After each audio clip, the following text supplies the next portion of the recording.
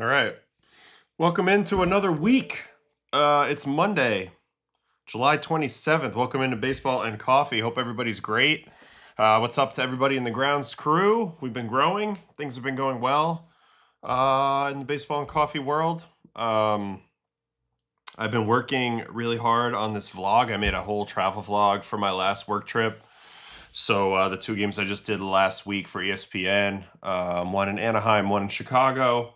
Hopefully have that out on Thursday. That should be fun. But we have a lot to catch up on. This is a weekend review episode. So, yeah, I mean, big time performances this weekend. A couple people maybe to investigate. Trade deadline on the horizon. We'll see what direction we want to go to today. Should be very interesting because there's a lot to choose from. So let me hop in the chat here and see how everybody's doing this morning. That is with me here on Monday, July 27th. Can we look at Roki's last start? Had multiple requests for Roki, so Roki is probably 100,000% yes. We need to look at the big glove, how he's looked his last two starts, and kind of see where we're at. Can we watch anyone except the Dodgers? Victoria says, but Roki's going to get watched at some point. What's up with Bryce Miller? I haven't really noticed. I thought he was pitching well. Did he struggle recently? I don't know. Obviously, the Miz, he was on his way to 20 strikeout game. Ends up going like 5 1/3 or something like that. How close do you think the Cy Young race is between Cease and Schlittler? I feel like it's pretty close. They both had tremendous outings this last go through the rotation. Schlittler went into the 8th. Cease through the whole damn game.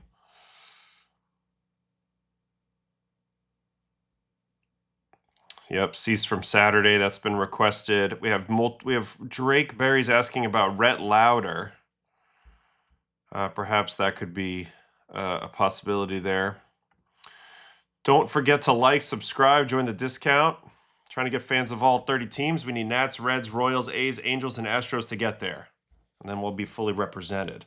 Also, yes, Billy, happy birthday to my dad yesterday. He told me he's just turned 30, so good for him. Nice and young still.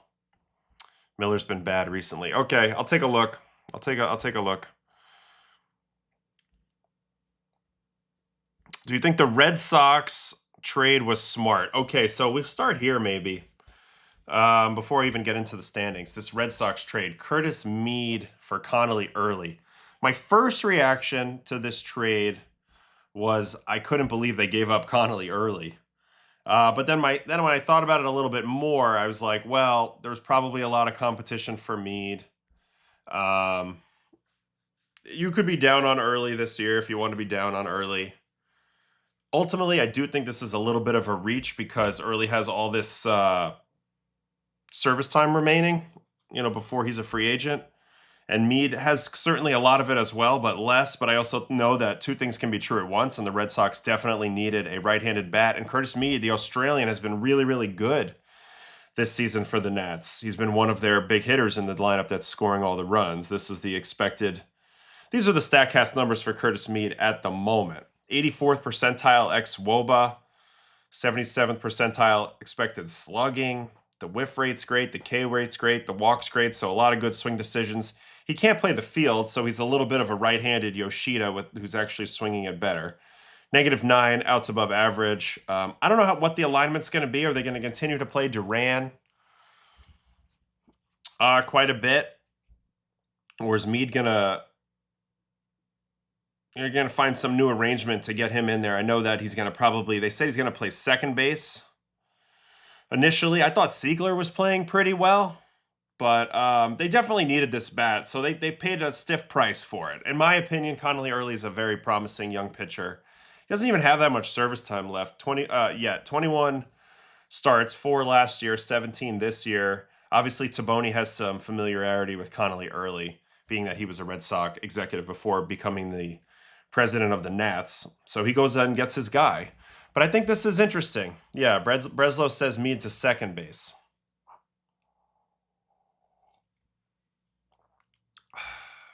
I feel like I don't know. This is just it's a great move, I think, for Washington because they're not great. They need pitching, especially young, controllable pitching. So they bring in a guy that they like in Connolly Early, who I'm high on. I know Baseball Savant is saying that he wasn't quite as good this year through his first 17 starts, although the results are pretty good. A few too many walks, not quite enough strikeouts to get excited, but certainly not horrible. Definitely giving up some hard contact, but I'll be curious to see how he evolves. As for Mead again, Mead's really swung it well. This is the raw numbers on the season. 17 home runs, 254 average, 352 on base, 500 slug, 852 OPS. He's scored 49 runs. He's done a nice job. So where's he going to slide in this Red Sox lineup is, I guess, my next question. Think he'll probably make his debut today, or did he play yesterday? Early out with left elbow issue. Yeah, I know. Still, though, he's got not even a year of service time, or right around a year of service time at the most. So even if he were to be, like, critically injured, he'll be back. All right, Red Sox roster resource right here. And obviously, I'm also okay with the Red Sox doing it because, like, they have to go. This makes sense. Makes a lot of sense that they have to go for it right now. They've been playing amazing. Their pitching's doing good. They have a little bit of a surplus in the pitching department. They need to boost the right-handed bats in their lineup. So this is what we're looking at currently. They have Siegler, who's been playing second base. He's a switch hitter. So Mead's going to be there for the majority, I would think now. It'd be interesting to see what the move is off the roster here. I could see it being Jahmai Jones. I could see it being Siegler, I guess. I don't know. Okay, Mead didn't play Sox in Sacramento tonight, so he'll make his debut tonight. Funny enough, he's actually a natural second baseman where his decent at defense, but his third base defense is terrible. Yeah, well, he won't be playing third. But where's Christian Campbell at? He's in AAA. I did see that he was swinging it pretty well for Worcester lately, but I don't think he's on the radar at the moment. Cheng went down, so that's already the official move. 1, 2, 3, 4, 5. I mean, they have too many righties total, but it's more so the power. They're trying to get the power going here. Like, Monasterio's not really a power bat.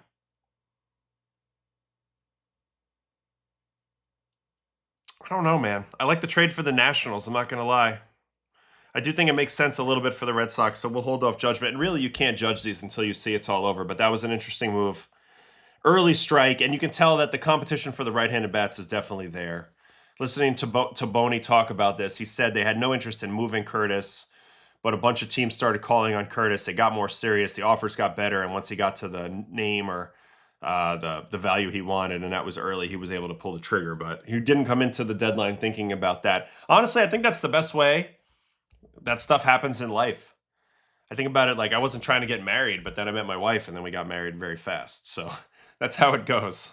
Sometimes you're not really ready for it, but it's right there for you.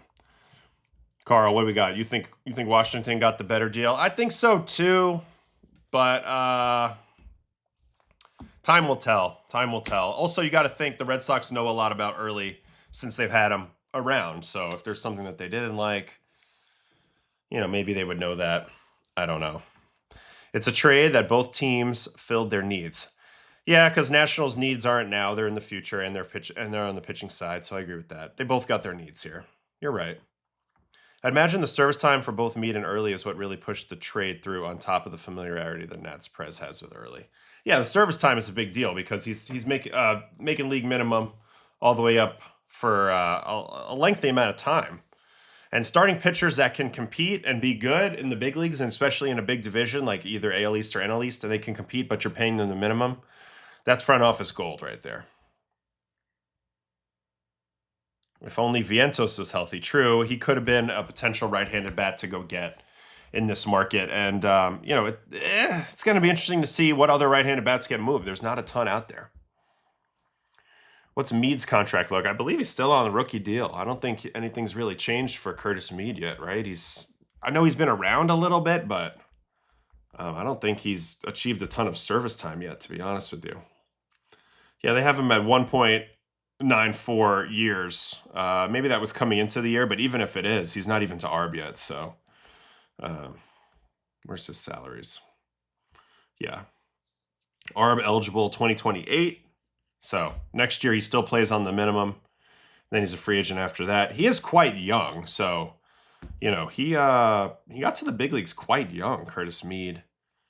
This is somebody that we really haven't thought about in a while, and this is a big time thing that happens a lot with prospects nowadays. There's like a lot of this prospect fatigue where a guy gets called up super young and then he doesn't perform right away. Look at Mead right here.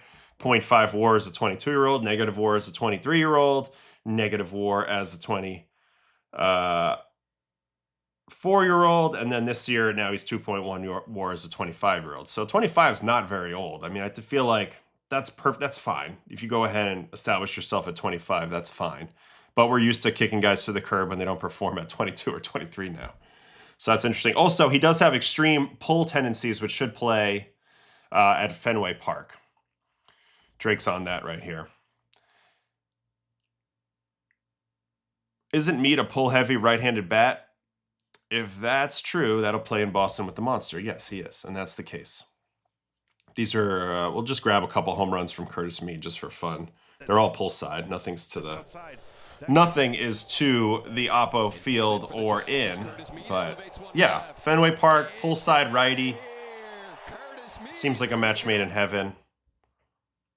I guess we'll find out. There's another one here. You know, now that I'm watching him, it looks like he's simplified his swing a lot this year, which seems to be one of the modern keys to hitting, is just simplifying your swing, catching up with fastballs. This is one to center off Tim Hill. So this is a bomb.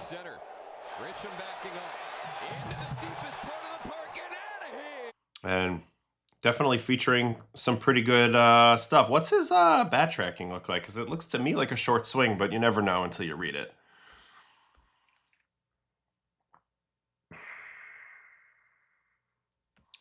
So slightly shorter than average, but also above average bat speed. Great combination. We've been touting that for a long time on this show. Love that.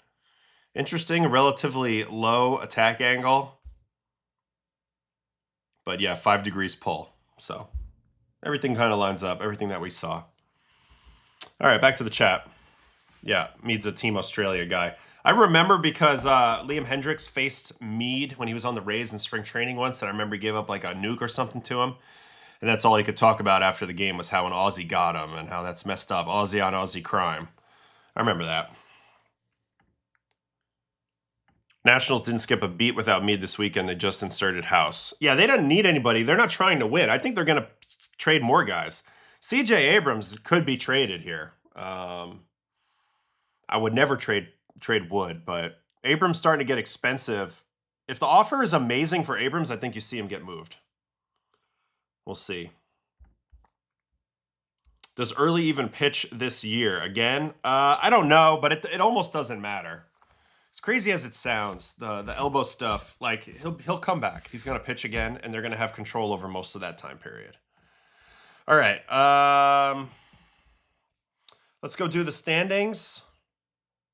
Well, let me answer this question. Do you think Sean Burke is a ace-level pitcher? I don't think you can establish yourself. I think it's very rare for me to stamp you as an ace off of one season. But he's performed pretty close to like a 1 or a 2 level this year. So I would easily give him like right in that level below ace, but he could become an ace. I mean, to Uncle Ted's point, he's on pace for 200 strikeouts. That's a pretty good benchmark there. But ace is like, ace, I need a level of reliability that spans more than 1 year typically.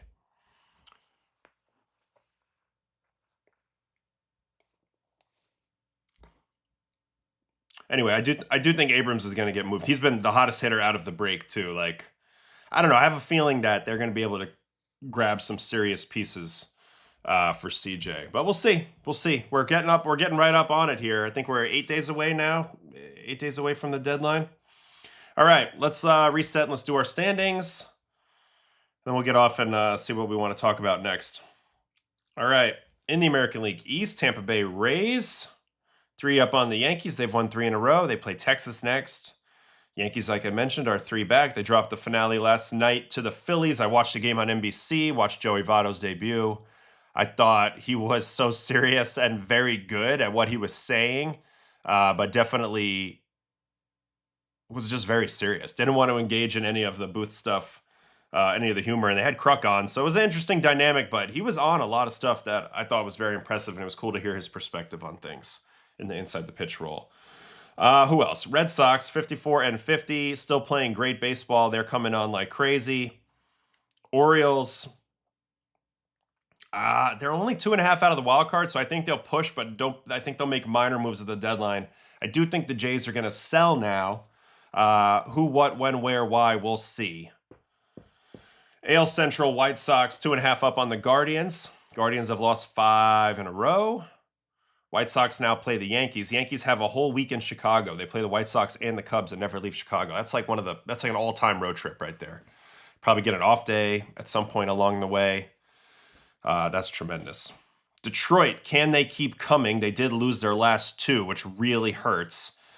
I think they lost 2 out of 3 to the Royals. And ultimately, they need to win every series to convince them. So now we're getting really up against it. 8 games to go, I mentioned, 8 days to go till the deadline. Tigers better figure it out. I think the Twins should sell. So we'll see. AL West, Rangers, 1.5 up on Seattle. And Houston's right there as well. All teams 500 the last 10. Those still remains the same 3. This has been a frustrating division. Anything can happen. Plenty of moves to probably be made in the AL West. I don't know.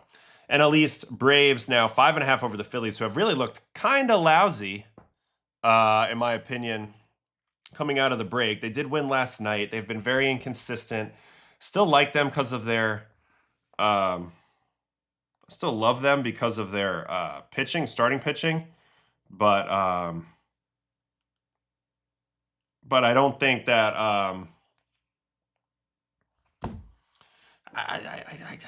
their offense is troubling, and then Trey Turner's defense at short has really caught my attention. I didn't realize how bad it was this year. He's definitely slumping. So I wouldn't be surprised if Philly got pretty aggressive here. Dombrowski's very aggressive. Make some moves, reconfigure some things. They need some bullpen. The NL East is there for the taking, but they're starting to go the other direction again. Washington, I mentioned, they just started selling. I think they're going to sell more. They are over 500, but there's no way that they think they're going to win with that bullpen pitching staff. And then Miami, I don't know what happened. They lost their last 12 in a row and completely crapped the bed. So the AI program malfunctioned or something. I don't know what happened there, but that did not go good. And we're all waiting on the Mets to sell as well. NL Central, Brewers 7 up on the Cubs. Brewers are just cruising right along.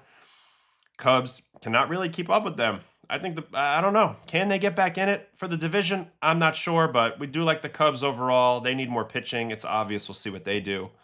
Pirates, 1 game back of the wild card. I expect them to be a little aggressive too. Remember, Sherrington's on the last year of his deal. Pirates put a lot into this season going in. Skeens continues to grow in terms of expense to the club. They're going to go, man. They got to go. Cardinals, I think, are going to sell off some spare parts. Newt Bar, May. We'll see. Reds are cooked. West, Dodgers, 12 up. They're just cruising all the way to the postseason at this point, waiting to get their ducks in a line. Nothing really to talk about here.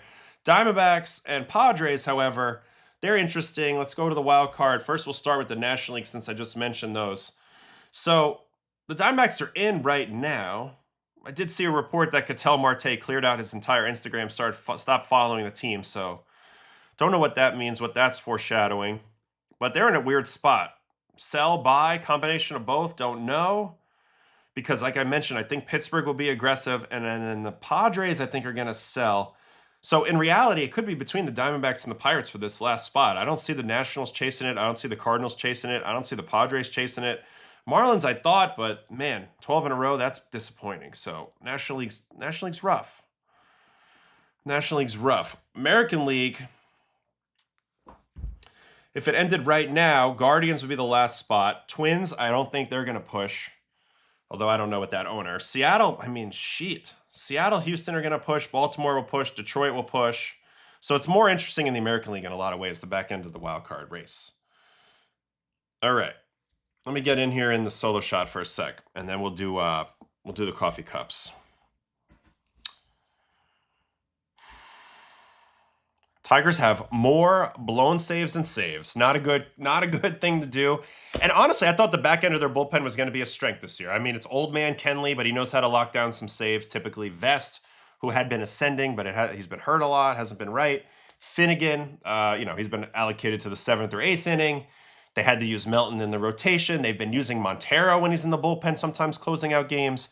I think if they do go for it, if they stay in, I think look for them to make a bullpen splash. Varsho to the Phillies would be nice. Yeah, Phillies have had a black hole in right field for quite some time. Odolis is out for the year. Varsho would be nice. They definitely beef up their defense, which is not very good. I'm surprised Luis Garcia is still on the team on the Nats. Agree, he's been there a long time. If you don't know, Luis Garcia is actually playing quite well. He's a very unique player. He's somebody that, having faced him a lot, he's a useful winning type guy, I think, within your lineup if he's just like hiding in there because he's got a weird way of hitting up and in, and it can fool a lot of pitchers and take away a lot of the four-seam guys late in the game that you might face, and he's had a great year. I mean, sheesh, 21 pumps this year, 854 OPS. Somebody come get your man. So don't be surprised if Garcia's traded as well off of the Nats. What else we got here? Trevor Rogers would be a nice fit for the Cubs. Cubs need so much pitching help, in my opinion. D-backs and Pittsburgh about to play each other too. Yep, that could be important. Could definitely be important. Who would the Cardinals sell? I just think it's small pieces like Nootbaar. It would have been Romero, but he got hurt. Maybe Dustin May. Just some small pieces. Helio Ramos. I think he's going to get traded. I think this is probably one of the right-handed bats that'll be fought over a little bit by the different clubs. So it'll be interesting to see where Helio Ramos ends up. All right, let's do the coffee cups from this weekend. A lot to catch up on. First, we'll start with Friday. Friday batters. Encarnacion Strand, 2 for 4 with a 4 RBI and a home run. Anthony Siegler, who I just mentioned, who I've been loving the energy he's been playing with. 4 for 5 with a home run. And Rafi Devers, 2 for 4 with a home run in that day. WPA for Friday, Eugenio Suarez, Jake Berger, and the aforementioned Rafael Devers. So that was Friday's big guys. A lot of home runs on the day. Do you have any 4-hit games? Fortes and Siegler. Any multi-homer games? No. Pitching side on Friday, Cam Schlittler, 7 1/3, 12 Ks. Skubal, 7 1/3, 12 Ks. Cameron, 7 shutout. I buried Noah Cameron a long time ago, but he's really turned it around and been pretty good in the second half. Luzardo got the loss in that game versus the Yankees, 7 innings, 1 run. Roki Sasaki, we've been getting asked about him. So many good pitching performances from the weekend. It's going to be a lot to get through. Okay, Saturday batters, PCA, 4 for 5 home run. Devers again. So Devers pops up back-to-back days. 3 for 4 home run. CJ Abrams, 3 for 4 home run. Pitching that day, Cease. 9-inning complete game. I would love to watch that. Hunter Brown. Would love to watch that. Andre Palante. Who else in here? Skeens gave up 5. McLean battled through that start. Yoshi pitched pretty well. A lot of good stuff from that day. Sunday batters. Murakami, this is yesterday, 2-home-run day. Abrams, another 2-home-run day. James Wood, 2-home-run day. So maybe we'll do some Nats talk today at some point. On the mound yesterday, Miz, 5 innings, 12 Ks. What a joke. Messick continues to shove. Rasmussen shoved. Let's check prospects real quick from the weekend. Prospects from the weekend. Let's get some batters, see if there's anything crazy. Johnny Level, what a name. Number 51 had a 2-homer game. Saturday hitters, Cooper Pratt, 3 for 3. That's in the major league level. Charles Dalavan. Max Clark, who's been hot, I believe, in July. Dalavan again yesterday, 3 for 5 with a home run. And Johnny Level again. So Dalavan and Level have popped up. As for the pitchers this weekend, Kade Anderson, another 5 innings, no runs. We might want to watch him. Seth Hernandez, who I believe has an oblique now, is on the IL, 3 innings. And then Saturday, Ryan Sloan, AA, 5 innings, no runs. Bremner finally pitched pretty well. 5 innings, 1 run. Liam Doyle, screaming heaters, 5 innings, no runs. And then yesterday, they all have off. Okay, so that's the coffee cups for the weekend. Let me get back in the chat. Andrew Fisher on fire. 32 pumps this season. Can we get this man on the top 100 one time? Crazy. We're gonna look at Rasmussen start. I could be convinced. I could definitely be convinced. I think honestly the best start of the weekend was probably Dylan Cease, so it makes me want to start with him. But there's a bunch of people to look at. Taylor Ward is definitely gone in Baltimore. I mean, maybe. Makes sense to try to get something, but who knows? Especially with the needs of the right-handed bats. Do you think the Reds fire sale at the deadline, or do you think they're young enough roster they'll be fine with experience? Reds are in trouble, man. They only have a couple keepers, in my opinion, on offense. And then, starting pitching, they're still in good shape, but that whole bullpen's going to have to be reworked. They're in a weird in-between spot where they have some real talent on the roster, and Ellie, Sal, Hunter Green, Chase Burns, Lodolo. I even like Rhett Lauder still. All those guys are good, but that's it. That's it. Trash after that. Trash after that, in my opinion. All right, the Cease game, everybody's looking for that. So we'll start with Dylan Cease from the weekend now. I'm not even going to watch the Schlittler game. He shoved hardcore the other day against the Phillies, just throwing screaming heaters. And I said, damn, look at this guy asserting himself with such dominance. But then Cease came out and said, anything you can do, I can do as well. Where are my Blue Jays?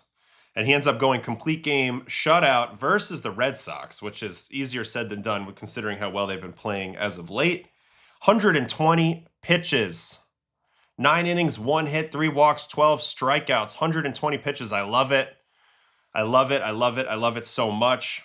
Tremendous. Let's look at the breakdown on how he did it. 43 heaters, 41 sliders, so that's the bread and butter. Also mixed in 15 changeups, 9 curves, 6 sinkers, 6 sweepers. Was able to get, looks like, 2 batted ball events on sinker, so that's what you're trying to do. You're trying to get them to put the ball in play. Interestingly, velo's down. Wonder if that was as the game wore on or overall.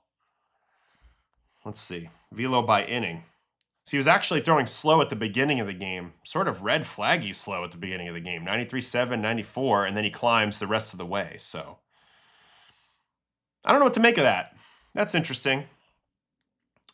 On the whiff rate, crushed it with the slider. 48% whiff on slider. 43% on changeup. I mean, he's really become much more of a complete pitcher this year. This is the best Dylan Cease we've ever seen. And 70% first pitch strikes. Just did a lot right. Only 3 hard hit balls. Went up against Sonny Gray and the hot Red Sox. So let's try to blast through this game from the other day, from Saturday. Red Sox, Blue Jays. And yeah, Dylan Cease, the man with the big contract, but is living up to it. All right, first batter of the game, Anthony Siegler. I'm going to watch them all because he threw a complete game shutout, but 120 pitches, so it's going to take a minute. All right, 4-seam in ball. Don't worry about the Roki questions. I see you guys in the chat. I am determined to watch Roki today, and I will watch him, no matter what. Anyway, like I mentioned, he came out kind of throwing slower today, which if I just watched the first inning, I would have been like, that's super weird. He doesn't usually do that. But let's see how it plays out. That should have been strike 3. Doesn't get the call, doesn't challenge. It did not. And a payout pitch. And popped up. Foul ground, racing for that. Valenzuela and Okamoto. Oh, nice play by Oko. Makes a really nice play. Leaning in. So Siegler with a little foul pop. This is the fastball at the top of the zone. This is 95. So a little bit more oomph on the 3-2 pitch. And a nice little reach, and look what I found from Okamoto. Very nicely done. Good job by the Blue Jays guys to support him there at the dugout. One gone for Rafael. Stayed on checking into 282, 10 home runs. So a win today. I see you guys in the TikTok chat. Don't worry. This will be popped up, ranging over Guerrero, and off into the stands. A letdown after, coming off the stretch of winning games. Totally agree with that. Do I still think I could strike out Babe Ruth? I mean, come on. And find a way. That's a different team. The man played with like a 40-ounce bat.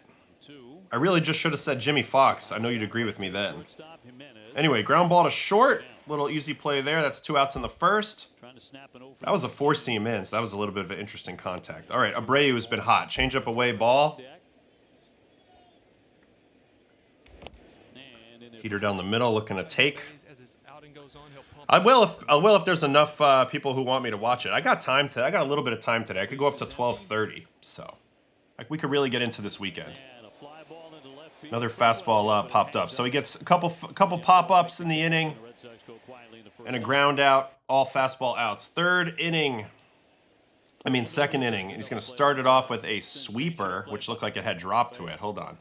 Major drop to it. It's like a slurve to Contreras. Now here comes the sinker in. I love it. Contreras wants to basically make you feel like the batter's box is his and the inside part of the plate is his. He's not all the way as close as he usually is, but he's still close. I love that they went in there for effect. And they're basically saying, I'm going to throw the ball in there. So let's see how that progresses as we go. It was amazing. We broke a few records. Then he cuts his fastball down for a ball. Here's a slider. Pretty good pitch to hit, but stayed enough up and in to kind of mess him up. And then heater in looking. Very nice. Very nice. Worked him in there a lot. I like it. All right, Masataka. Changeup. Wow, way out in front of the changeup, so he's going to double up on that. Yep, gets him off the end of the bat a little bit, actually. Yeah, just a little bit. Just enough. 94-3 for the flyout. Changeup. Then a 1-pitch out. I mentioned the sinker. He didn't throw a ton of them, but this is why he has it in his arsenal, to try to get some quick outs and pitch deeper into the game, which he's doing more than ever now. I mean, he throws a complete game in this one. So 1 pitch out there. We go to the third. Thank you. Does Cease's delivery remind you of Yamamoto? Super short arm. Just in the way that he does the look to third. Other than that, I wouldn't say it reminds me of Yamamoto. No. Very Dylan. It's very just Dylan Cease. I don't know. I don't have a great comp for Cease's delivery. He does use the short arm, you know, like a Joe Kelly or a Giolito, but it's a little bit different.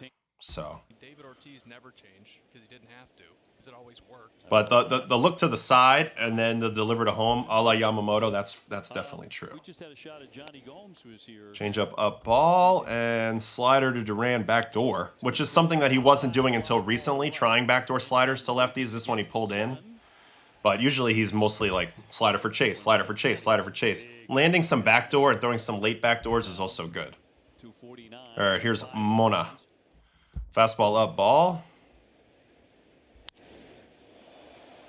Popped up there. What's up, Ryan? Are you at camp right now? My guy? Say hi to Oakley for me. Man, 95. So again, the fastball up, it always plays. Fastball looks good. All right, slider strike to Wong. Here comes that sinker, trying to get a quick contact here. Perfect location, pops it foul, gets him to 0-2. Now we're going to the sweep. That's a really good pitch, but it just shows you how, no matter how much your sweeper moves, and even when it starts all over the plate, it's still a pitch that people can take. I just think it's because of the speed. Only 81. They can be like, yes, yes, yes, yes, no. So, very interesting. All right, fastball now. Foul out of play again.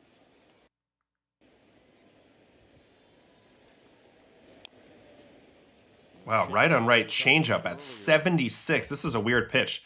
Super slow. I don't feel like he sells his changeup at all. I feel like he kind of shows you that he's throwing it with the little bit of intent he has. That angle sucks. I mean, that's not how hard he tries to throw his heater, you know? This is the changeup effort level. Watch a fastball. Hold on, let me find a fastball. Yeah, watch a sinker. I mean, it's much different. So anyway, it doesn't seem to matter, though, because it's so slow. But interesting pitch choice there with this slow changeup. And then he's going to punch him out with a fastball. So slows him down, speeds him up. Bam. And that fastball's got some real cut on it. Look at that. 0.2. And he's through 3, 4th inning. Top of the order again. Siegler, 1 pitch out. Frustrating as a hitter there. Down in fastball. Bad swing. 1 quick out there. Yeah, this is the dugout app. Man, this fastball is really cutting today. Look at that. Horizontal break right at the 0 line. Still maintaining lift, 19 lift. This is an electric fastball right here in terms of the shape. I'm actually a little bit curious. What does he average on the year? He averages 18.5 and 3.4. So that was a little more cutty than usual, but he does have a lot of cuttiness on his fastball. All right. First pitch, cutty fastball strike. Here comes a curveball. What's up, high ball? 0 for 2 today against Cease. There's that disappearing slider below Sadon, and then he's going to double up and gets the reach. Good play off the mound. Little catch and throw, 2 outs. All right, Abreu. First pitch curved down. Changeup coming. Let's see how much he slows down on this changeup. Pulls it foul. First pitch strike was 68% in this game, which is above league average and very good for him and very important if you want to be a starting pitcher.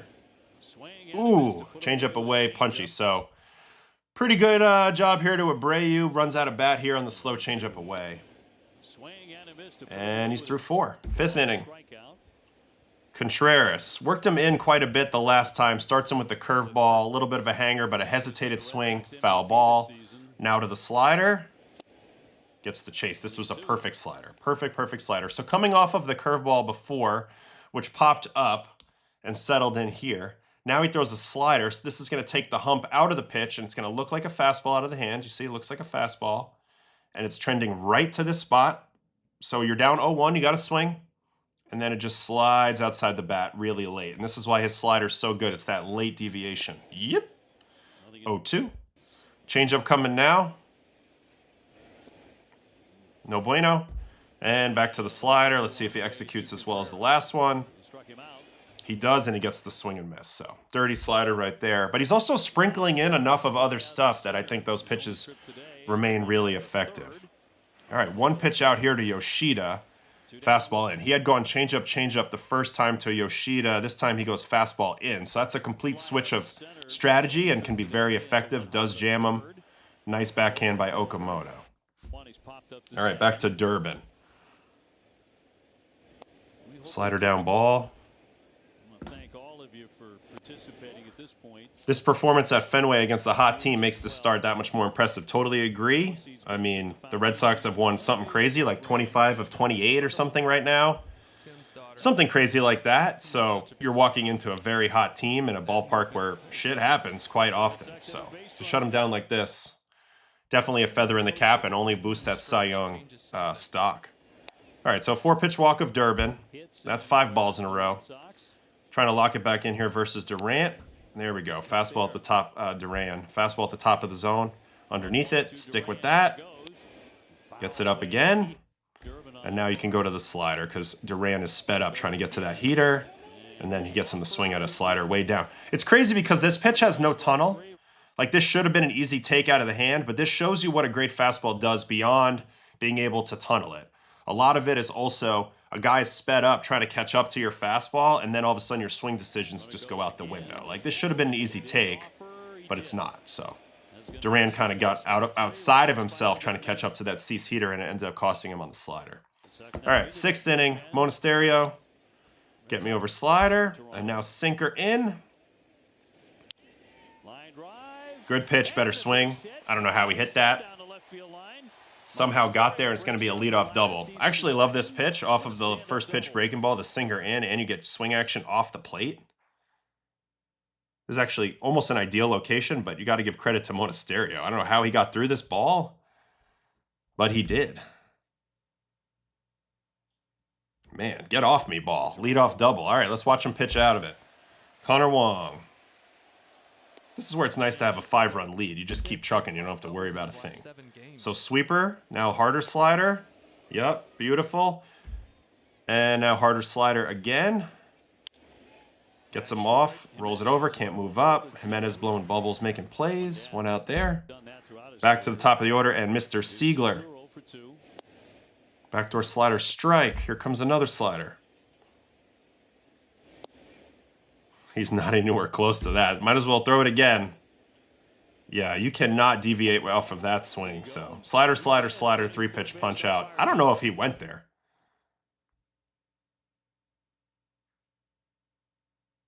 I think so, but I'm a pitcher, so I'm biased. What do you guys think? He says, oh, hell no. All right, 2 outs now, man on second. Ground out and a strikeout. Gets him 1 out away from getting out of it, and it's a first pitch slider to Sadon off the end of the bat. Perfect location. Popped up. So when you're facing an aggressive hitter, we all know first pitch strikes are the king, right? But when you're facing an aggressive hitter, especially with a guy on base, I like throwing a borderline pitch, like a chase pitch, first pitch. That's what he does here. Slider right at the bottom of the zone. That way, if he does fire, you get the batter to swing at your pitch. This is his pitch. Slider down, borderline, gets it off the end, pops it up, inning over. Great job there. 7th inning. Abreu. Taking all the way, slider down. Here comes a heater. He's up to, now he's above the mid-90s now. Now he's almost throwing 97. So a slow burn, a little bit of a Verlander velocity climb through this start for Cease. On the right side and dug out by Clement. 1 away. Chopped in the ground right to Ernie. And now Contreras. Punched Contreras out with a bunch of sliders the last time. Slider away ball. And a 1-0 pitch, and that's in for strike. As a PO, he went, but as a former hitter, he didn't go. I feel you. I feel you. I'm just saying. I'm definitely. I'm really biased on that. At least that was the only hit he gave up too, man. That one hit to Monasterio. He was that close to a no-hitter. But that's baseball for you. Sometimes you do everything right, you get a bad result. You know? All right, so Contreras this time draws the walk. A little bit of an uncomfortable at-bat. He just got dug right back in there and got all over the plate again.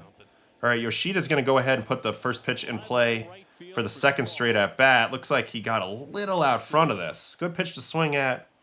Miss hits it, flies it out to right. Pitcher's best friend right there. And now Durbin. Sinker in, strike, great pitch. I love his sinker this year. And now four-seam up in is a good combo.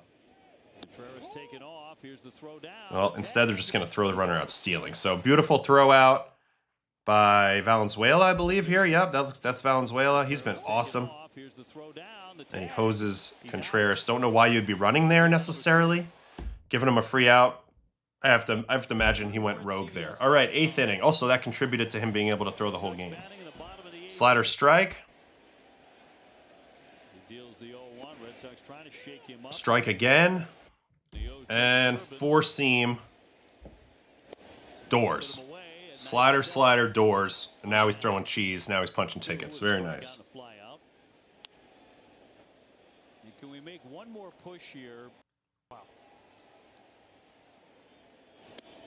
Four-seam up again. So much for being involved today. There's that slow changeup. Gets him out front. And now slider. Ooh, backdoor called strike. What do we got? Ooh, down in. I actually think that's a good take by Duran. It happens to be a strike. But I think he was going to miss this pitch. So I think it was a good job not swinging at it, honestly. As we see some kids with the tarps off over the monster. All right, Duran gets punched. Here comes Monasterio. He's the one hit. It was on a sinker in off the plate, which is crazy. Sweeper strike. Now to the slider. It's off the plate. Slider coming again. Off the plate. All right, 2-1. Not a lot of 2-1 counts. He's been in control of most of these at-bats. All right, 2-2 slider.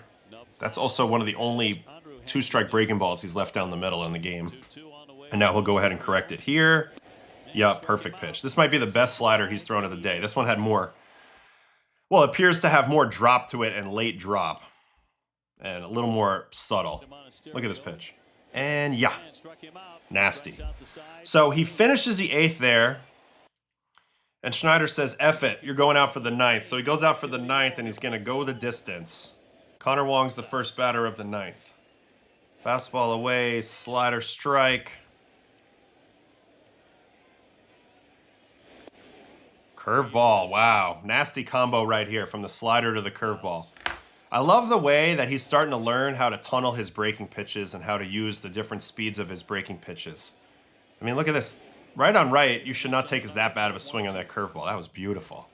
Back to the slider, looking for the chase. Doesn't get it. Gonna try it again. Doesn't get it. Great job by Connor. Man, he's tripling up anyway. Almost gave up a home run there. That was a poor decision in my opinion. He got kind of lucky that that was foul. But he sticks with it. But now he just executes a perfect one. So execution got better there as he went. Did get away with that first 3-2. All right, Siegler. Strike. Siegler's had a very frustrating day at the plate. Wow, 98.5. Now he's really chucking balls. So the velo rose the whole game. Goes for the front door freeze. First attempt of the game on that. Doesn't get it. Now to the changeup. Doesn't get that. Sticking with it. Red Sox fans doing their part for the rally, but 6 runs is too much with this guy on the mound. As he does walk Siegler. Now, most managers would have pulled him out right here, but they do not. Sadon. Slider swing and miss. Man, he's been very aggressive. So they're expecting a swing every time from Sadon, I think, which I think is the right approach on the mound. Slider, curveball. Here's 98.5 in the 9th.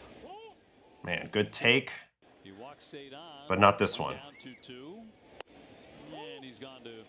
It's a challenge, but that's paint on the corner for the second out of the 9th, and now he's going to finish out the game here with Abreu. So complete game shutout for Cease. I mean, hell of a job. We already discussed the Red Sox have been hot. This was particularly impressive. They did get early lead here, so he was able to attack, and he was able to get some contact outs, and I do feel like the Red Sox helped him out with some bad swing decisions and also like Contreras getting thrown out, but nevertheless, he does the damn thing. This was probably his last batter, but he's able to complete it at a $120. And really, it's a dead heat between him and Schlittler for Cy Young. I have to look at the comparison, but it's pretty damn close. I think Schlittler might have him in innings, but I'll have to check that in a minute. All right, last pitch coming here. Still throwing 98 in the 9th, and it's going to be a changeup looking for the game. For strike 3, tap of the helmet by William Abreu. A changeup looking challenge for the game. ABS powered by T-Mobile. It's close. Top of the zone. Let's see if that ends the game or the Red Sox prolong it. Ball game over. Complete game shutout secured. Great performance. Great performance. He's pumped. He's loving it. I love how he went to go tap the hat here. He knew right away. He knew right away he had this game locked down. So great job by Dylan. He's looked great, man. Can't say enough about the evolution he's made, and not only that, just the way he stays healthy and he keeps posting. You know, he had the little thing this year, but he bounced back from that, and he just didn't lose any steam whatsoever. So the raw numbers on the year right now: 7-5, 246 ERA, 19 starts, 113 and a third, 167 punch, 1.09 WHIP. What about Cam?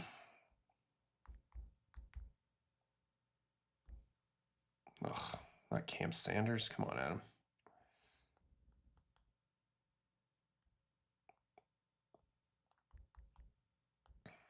All right, Schlittler, 10-6, 2.07, 22 starts, 130 and a third, 157 strikeouts, 0.93 WHIP.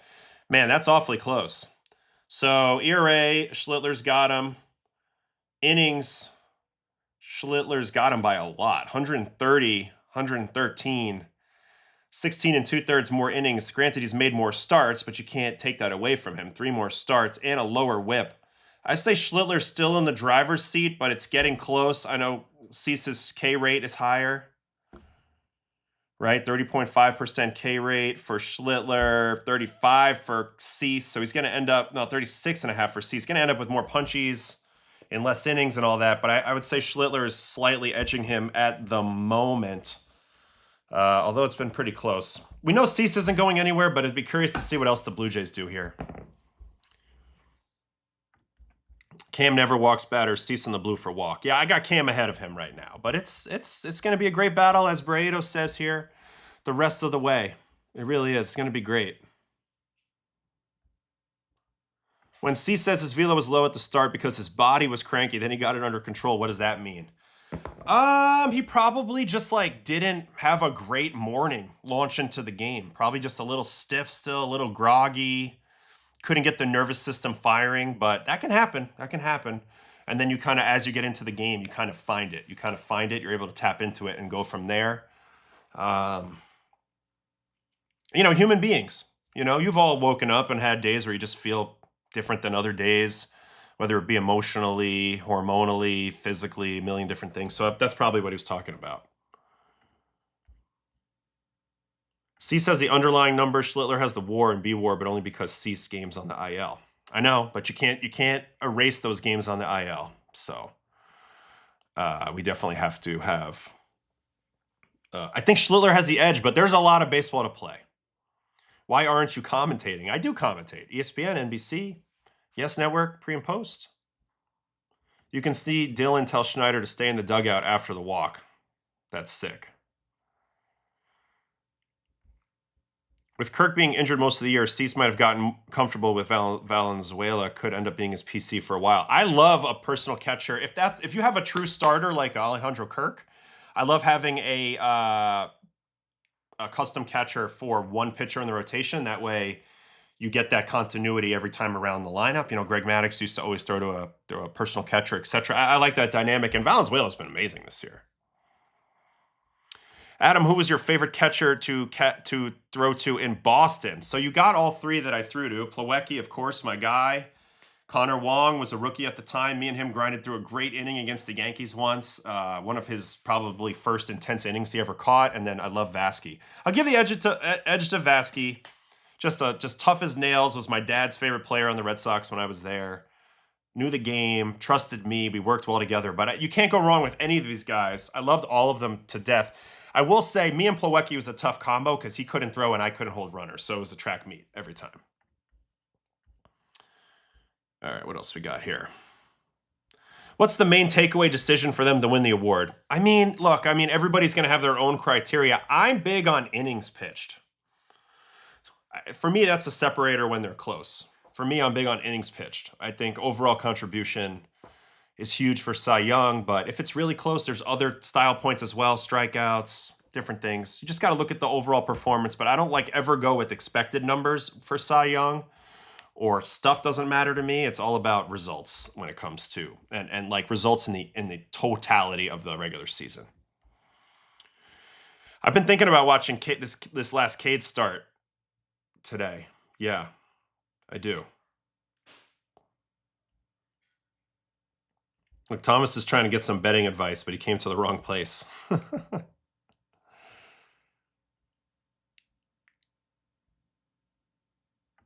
Maddux and Eddie Perez.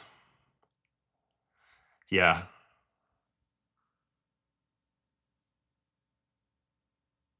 Those were Maddox's, that was Maddox's personal catcher for a while. Might be the first time ever where the mark against Cease is innings pitched. True, totally. It sucks because Schlittler's just been crazy at going deep every time. Uncle Ted says a big one was K- walk percentage.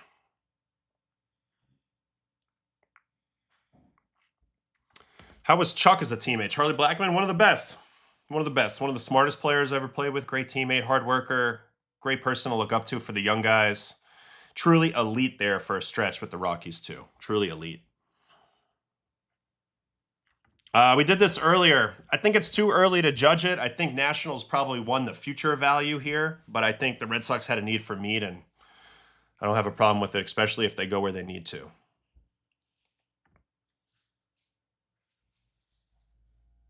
Let's ask this. What do you think about George Kirby? I love George Kirby. He's taken on a little bit of more of a contact approach this year.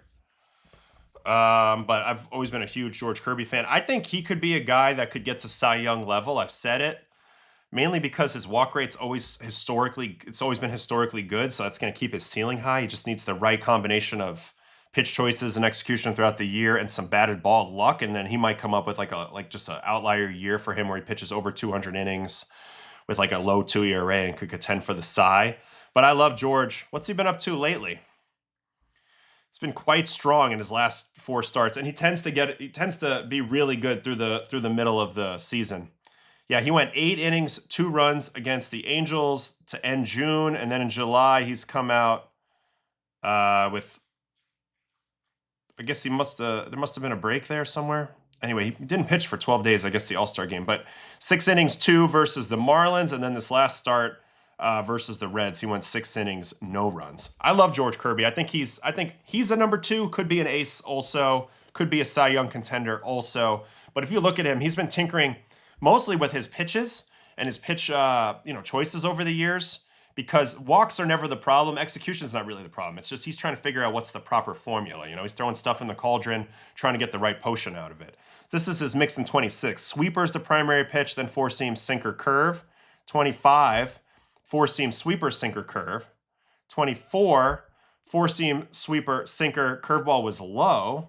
23, 4-seam, sinker, sweeper, curve. So he just keeps bouncing around a little bit. At one point the curve was up, then the curve was down, now the curve is back. This year, he's definitely tried to pitch to contact a little bit more. The K rate's down 21.8% this year. Last year, he was at 26.1%. Year before that, 23. So this is a low for him, but I think it's on purpose. So anyway, that's my thoughts on George Kirby. Love George Kirby. Burns wing Cy Young over Sanchez any other year? I don't know, man. I do think that Chase Burns is in the Cy Young race. I mean, it's hard not to be when you're 12-1, 2.42. But right now, Miz is just so crazy. Miz and Sanchez have him beat. The 12-1 would have been awfully impressive back in the day, but the Miz and Sanchez have him beat. 2.42, 19 starts, 107 2/3, 124 strikeouts. Miz is at 1.58. ERA at 120 innings, 185 strikeouts, 0.75 whip. So it's really not close. Sanchez, who looked great last night.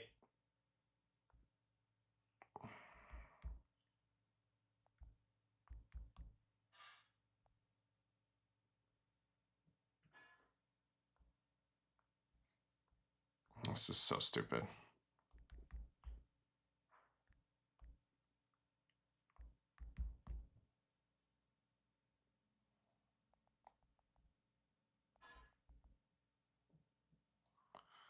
All right, let's just do it another way because I'm spelling his name wrong. It's Christopher Sanchez. That's why. There it is. What am I doing? Jesus. All right. So yeah, Sanchez at 138 2/3, 1.20 whip. Burns got him beat with ERA, but not with overall innings and stuff. So I still have those two guys ahead of him. I don't think he'll win it, but yeah, Christopher. Sorry. I don't know why I had Jonathan Sanchez in my head, but it's Christopher. It's a Monday. We're all waking up. We're waking up still. We're waking up still. What is Dylan Cease doing different? He's added way more mix to his game. He's found a way to find 3 or 4 quick outs per every start. Sinkers, changeups, knuckle curves. He's going for freezes more. I feel like he's just pitching more than just throwing. Even though he's still using his 4-seam and his slider a lot, it's a little bit less than in the past, and he's finding quicker outs a little more often. That's what he's doing. What do you think about Zach Wheeler? Now, if Zach Wheeler had a full amount of starts at the level he's pitched, he might be right there with Miz and Sanchez, but love him, though. He's been that good. He's been that good. Don't forget to like and subscribe. Join the Discord if you want to come get in the community. Discord's the best place. If you're on the TikTok, please come over to the YouTube at some point. Click subscribe for me. We're trying to push towards 12,000 subs. There's going to be other content on the channel as well. I mentioned earlier, I vlogged my entire work trip, my 2-city work trip for ESPN last week, where I was on the call. 1 game in Anaheim, 1 game in Chicago, played a little golf, had a little fun in the meantime. So that'll be coming out probably Thursday or Friday of this week. So please come join the channel and subscribe when you get the chance.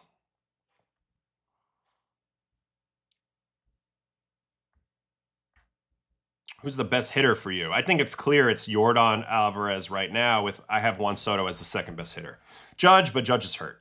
So for me, that's the main 2 guys. When was the last guy to get to 300 Ks? It happened recently. It had to be like a Sale or a Scherzer or a Cole. Pretty recently. Was there any obscure bats you dreaded facing? Any lefty, Uncle Ted says. Yeah, specifically though, like I remember I gave up a home run to Alexi Amarista. There's an obscure name for you. He's a short little guy, and he put me in the second deck at Coors. So, not great. Who's your favorite pitcher at the moment? Probably Yoshi. Probably Yoshi or Max Fried. Just favorites? Probably my favorites.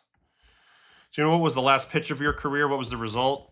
Yeah, and it doesn't matter whether it was, if you want to count WBC or Major Leagues, they're both ball 4. I walked Kerry Carpenter my last Major League pitch in Detroit, and I walked somebody on the Mexican team, maybe Meneses or somebody, as my last pitch in WBC in professional baseball. So, both walks. All right. So we have had requests for Roki. We've had requests for Kade Anderson. We've had requests for some other guys.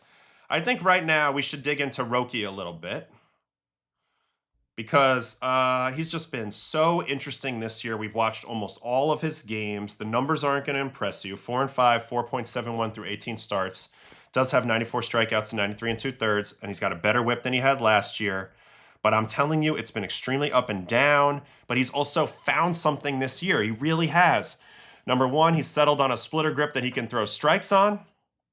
The slider's gotten way better. I think he's now not tipping, which we're going to get into. We're going to see he went to a really big glove recently. That might have been part of not trying to tip the split or the slider or whatever. Also, the fastball shape has come around a little bit in some of his good games. So all of this is trending well. I'm still a believer in Roki, but this has been a fascinating season. Started off really poor, then went through a really great stretch right here in the middle where he went 7-1, 5-2, 5 1/3 and 1, and 7-0, before then reverting back to a 4-7, 5 2/3 and 3, and a 4-3 and a 3-6. Everything seemed to be going in the wrong direction. Then he's righted the ship again. 6-3, 5 2/3 and 0, and 7-1 in his last start versus the New York Metropolitans. So,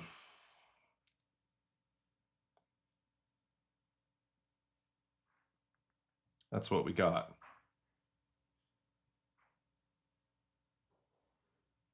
Do I have 27th or 29th free? Hold on, I just got to answer my wife's text real quick.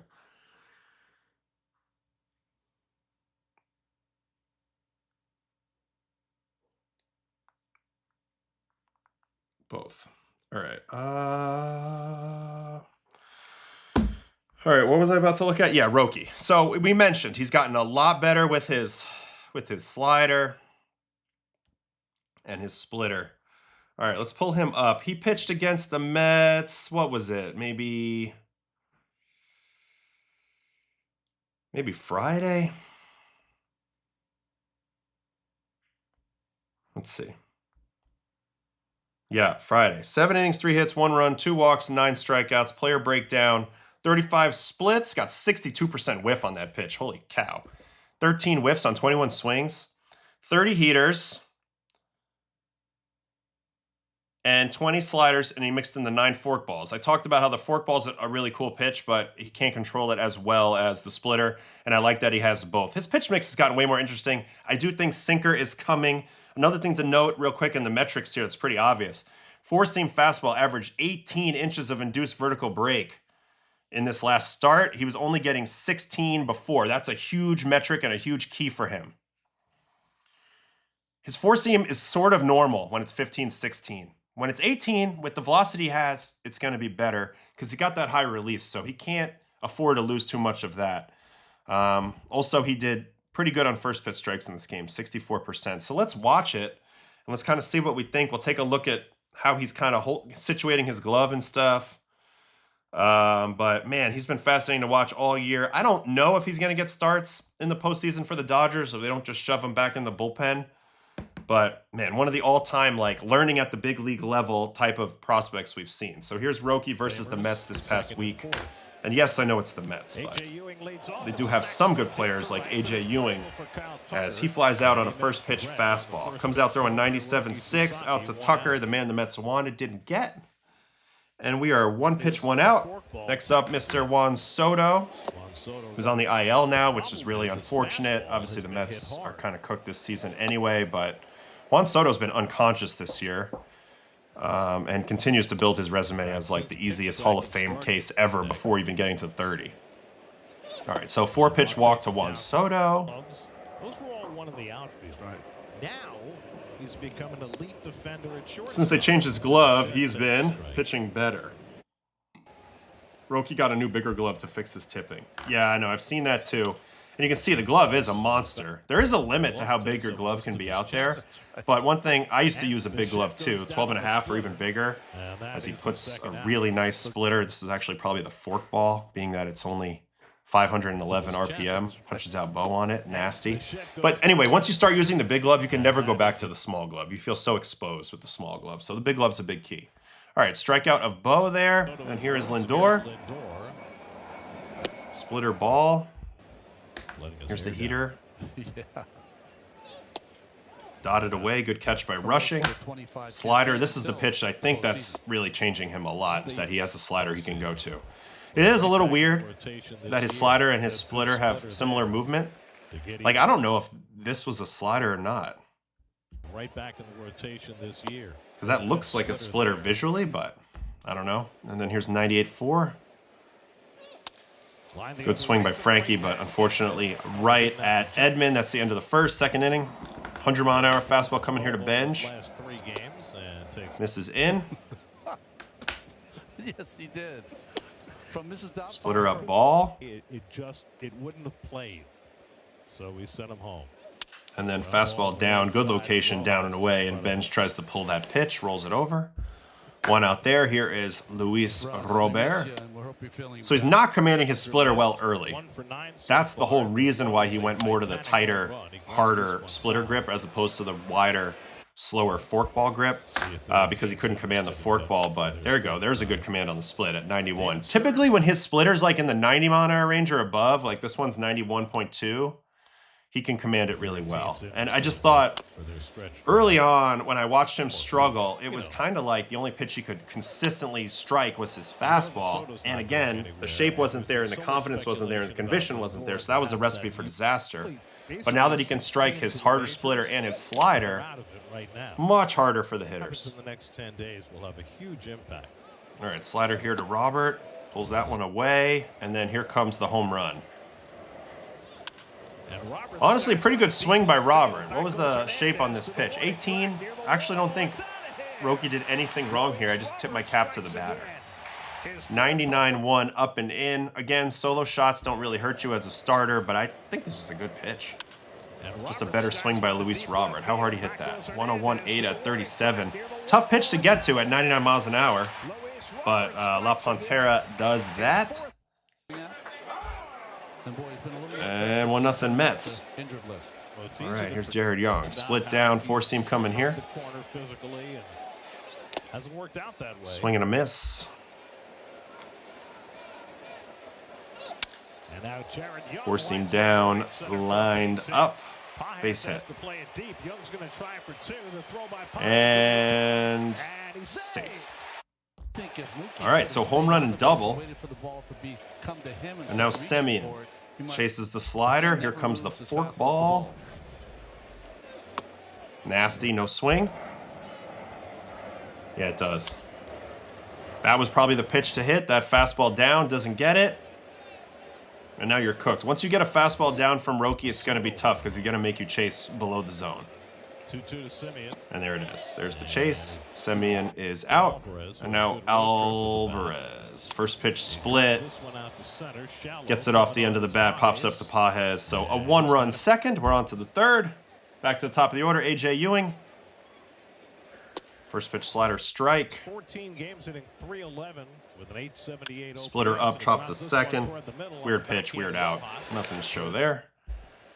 All right, here is Soto. Walked him on 4 the first time. Splitter strike. Now to the slider. Good take. 99 up and in, target. Misses up and away ball.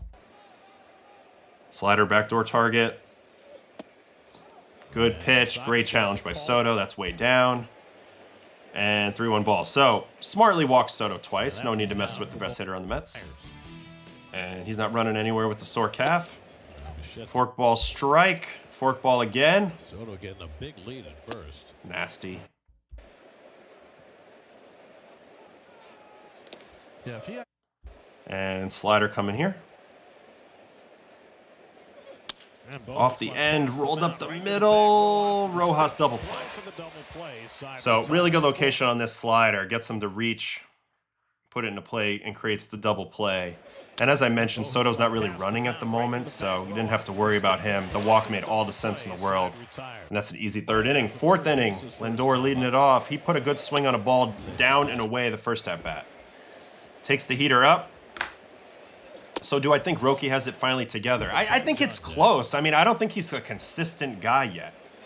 But I think the components are starting to get there to be a very effective starter. I think he'll learn probably a sinker coming into next season, if I'm guessing. Try to create some contact outs with righties early. But he's got now 3 pitches he can somewhat command. The fastball shape's gotten a lot better. There are some components there that are trending really well for Roki. Also, if he's fixed his tipping issue, you know. Carson Bench grounded out his first time up. Ooh, D-bats Benj with a dirty splitter right there. This is dirty. Carson Bench grounded out his first time up. He missed that by a lot. Almost takes out the umpire. Splitter down. And Bench goes down. And we'll see. That was a great sequence. That was a beautiful sequence. It's also a question. I'll play it again real quick because it's fun. There's a question here about, is this the game Emma Stone was filming at? Number one, I believe it's yes. The movie's called Catch or The Catch or something like that. Also, a little bit of info on that. My dad is in that movie. My dad is one of the umpires. So he's been at Citi Field filming this past week. Got to take a sick picture with that he sent me the other day with Jim Joyce. Let me see if I can find that. Where's Pops?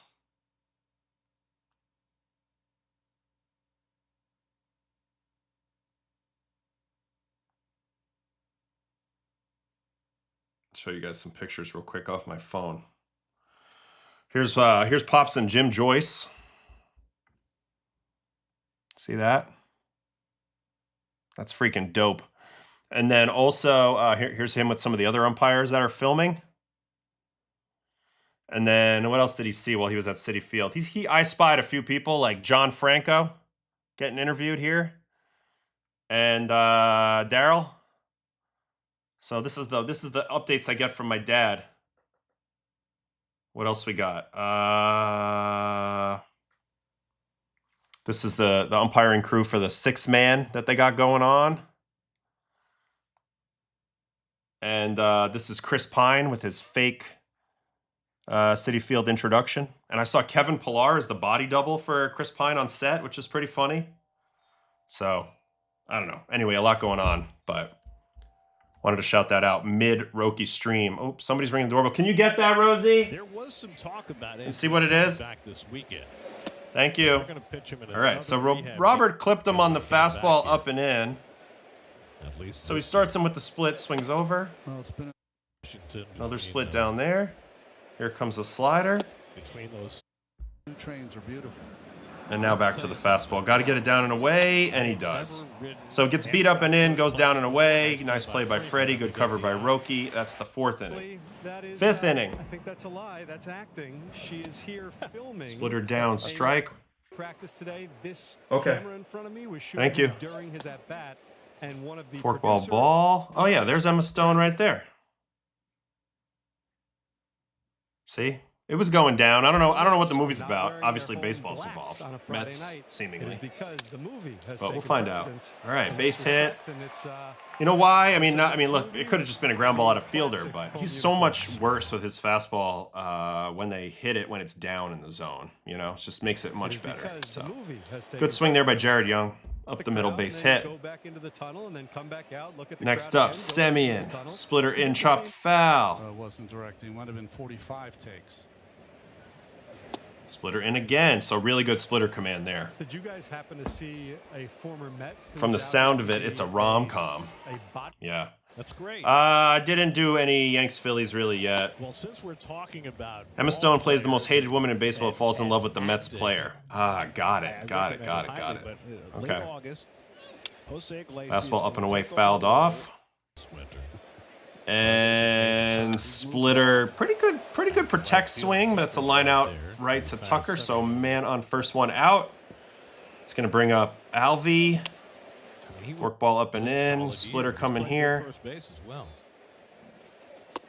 Man, he's gotten much better command of his split as the game's gone along. And now here's the fork. And Alvarez That's goes just down on the dirty. splitter. -3 vert on that. That ball dropped like crazy. This is what Roki can do when he gets ahead in the count, because this pitch is devastating. Not a lot of people have as good of a out pitch like Roki does with that split fork combination. All right, back to the top of the order, third time through. It is Ewing. Ball one, here comes a split. 3 hits, we're in the 5th. And Ewing swings. Way over that. Man, I told you, the command of the split really shaped up There goes Young. second half of this game, as then he throws a wild pitch. And then he's going to stick with it. 2 out. And he'll get through the 5th. Ewing pops it up. He's not thrilled. Teoscar's there. Roki through 5. 6th inning, still 1-1. The injured list. And it's Jorge Polanco. That's a generous call on that first split. And that chases the second one. Man, all splitters here at the end of this game. Here's a fastball, 99, holding his velo very well. That was a good pitch. Surprised he was able to touch that. 5 strikeouts, but a Back to the split, and he's going to punch him out. So, 4 splits in this at-bat. and a foul. That pitch Now has been Bo. devastating to the Mets offense so far. Slider tonight. ball. Split again. Good pitch, doesn't get the call. 2-0 challenge heater. This is a dangerous pitch. Probably the first one in a while, Got a fastball. but gets it perfectly to the top of the zone, and Bo is under that and late. Third time around the order. Gonna for throw it Sasaki. again and dot it down. Wow, 2 really good fastballs to get back in the count. 1 at each end of the strike zone.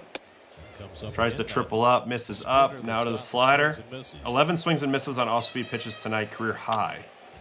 Surprised that's a career high because the split's that good, but I guess that just speaks to him not getting deep into a lot of games. 3-2 coming. And he struck him out. Got Wow, him and then fastball. down and away. Perfectly played. Doors to Bichette. Okay.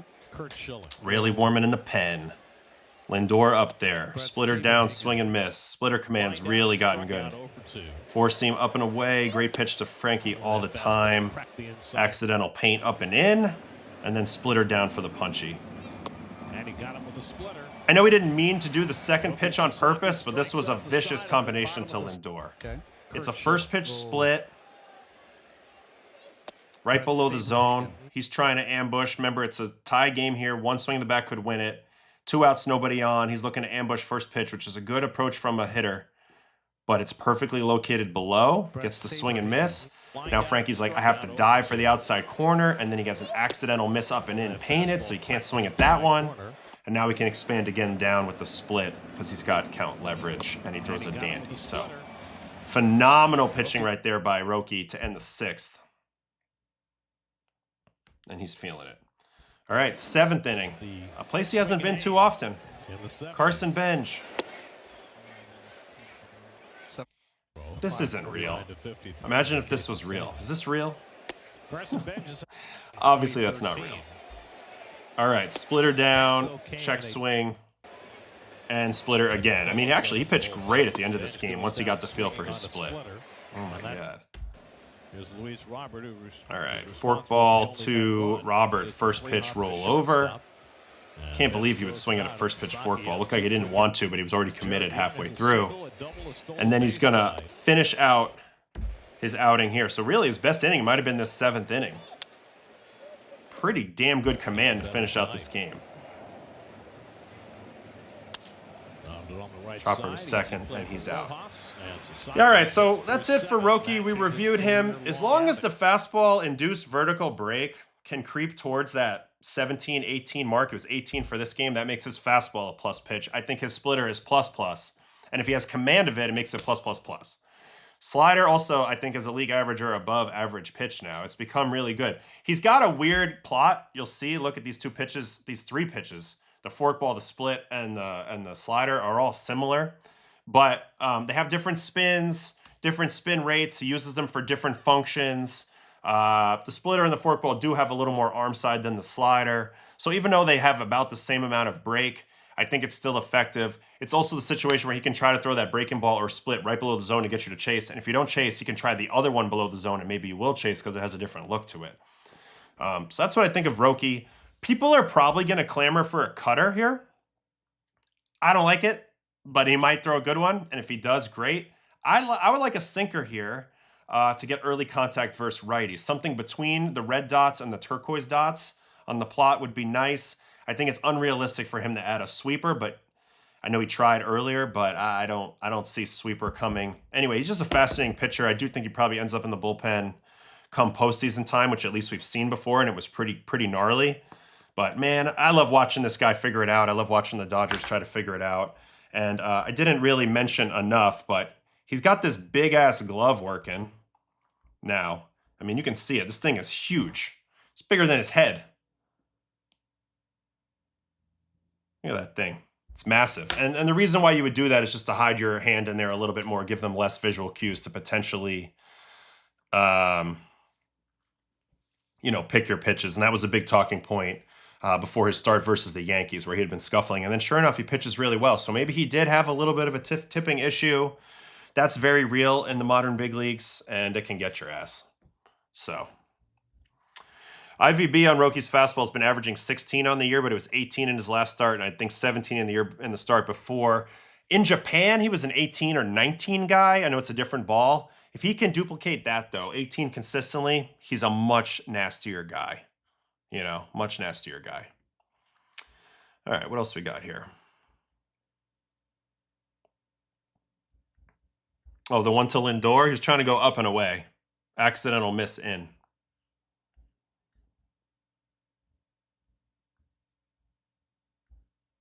All right, I'm looking out here in the chat a little bit. How do you watch the pitchers' outings like this? This is the Dugout app. It's for the players. And let's also remember about Roki. Only 24. Only 24. I just talked about Curtis Mead and the prospect fatigue and being 25 and being a forgotten guy. But, yeah. Yes, they have different baseballs in Japan. They're slightly smaller, slightly more tacky. Probably a little bit of a difference in height and seam height. So it makes a big difference. All these things make a big difference in ball flight, but also grip comfort. Every Japanese pitcher that comes over, they all have splits. It's always an adjustment with the split and also with the four seam shape. So, I mean, this is his second year over here. He's working on it, but it's an adjustment for sure. And even if he wasn't tipping anymore, the glove takes that concern off his mental. I agree totally. So last thing you want to do is be thinking that you're tipping. It's very distracting out there to be like, oh, am I standing the right way? Can they see what I'm throwing, etc. I've been in that situation. You don't want to be in that situation. Any thoughts on the ceiling for Chase Burns? I mean, listen, I think his ceiling is true ace. We're going to find out a lot about him. One thing, well, I'm going to go pull up. I had his page up early, but we'll pull up Chase real quick because here's the thing. So it's hard to argue with what he's doing right now. It's amazing. 12-1, 2.42, 19 starts. Here's my concern a little bit. He's a two-pitch pitcher, and I think he can do this for a while. How is he going to be able to evolve? He's sprinkled in some change-ups. They haven't been effective at all when he's thrown them, but he's going to need more than these two pitches at some point. That's just a fact as a starter. What's that going to look like? Also, durability. He throws the crap out of the ball. He's averaging 98 essentially with his fastball. And that's great. What does it look like when it's 96? Because that's the odds are in 2-3 years it'll be 96. Look at Paul Skeens. Look at a lot of guys. So what does it look like at 96 versus 98? Is he going to be an ace at that level? What else will he add? And can he also probably help his walk rate go up another level? If you want to be a true ace, you got to be above league average in walks almost across the board. There's no way you could be below league average. So those are the two things. The three things. Adding more pitches. Will he be effective with a little bit less velo? Because you know that's inevitable at some point. And can he throw more strikes? And can he stay healthy? Those are the questions. We'll see. But I love Chase Burns. I've been high on him for a while. And honestly, he's actually exceeded my expectations this year so far. The Japanese balls are softer too. Well, right now they're in a dead ball era, so I do think they are a little bit. Yeah. Do I think Roki can move back to the bullpen? Yep, said that a couple times. I think that'll happen in the postseason. I do. Are we going to watch Rasmus's outing? I'm thinking about it. She's on the list.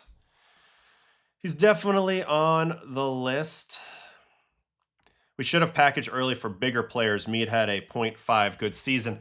Yeah, I just don't think there's a lot of great righties out there, and so he was probably in demand considering the narrative that I heard from Taboni talking about how a lot of people came calling for him. So sometimes it's a seller's market. You got a righty hitter, and you're going to be able to make out like a bandit. And I think they did with that early piece. I agree. It feels like Hunter Green and Homer Bailey all over again for the Reds. Yeah, I'm with you, brother. What do you think about Sale only getting better with age? Sale's a freak, man. One of the freak of freaks. Skinniest guy I've ever played with. Hard worker. But he also pitches off of pure grit and competition and even anger. I remember one time when he came back off Tommy John with us in 21 with the Red Sox, we got to the postseason. And all of a sudden he's throwing harder in certain innings when he's getting in trouble. And I'm like, what do you got there? He's like, I just get so angry that I basically like override my body's protection system. And I tell my arm, like, go ahead and rip off my body. That's how hard I want to throw this pitch. And that's how I level up 2 or 3 miles an hour. So he's able to tap into that with a little bit of something, some demons underneath there or something, but it's impressive. And honestly, he should go to the Hall of Fame, in my opinion. He's great. You had a great pitch mix. How come some players only know 3 pitch types? Well, I mean, there's a lot of feel involved, and also sometimes your arm slot does limit what you can create. Like if you're Trey Savage, what are you really going to do? You know, what are you really going to do? But you do see the trend is to have more pitches than less now. And really, it's not that you can't pitch with 2 or 3 only. It's just like that you have to be pretty elite and also really know how to work it. I'm still convinced Skeens is dealing with some sort of injury hampering his velocity. So I talked with, I had a long talk with Henry Davis the other day on text, and he was saying that Skeens' mechanics are just off a little bit, and he knows it, but it's hard to fix them in midstream. And that could be a little bit with his velo. But again, it's also a little bit his workload. I don't think he's hurt, but we'll see. Hey, Adam, have you watched Grant Taylor from the White Sox? Yes, we've watched him quite a bit over the last few years.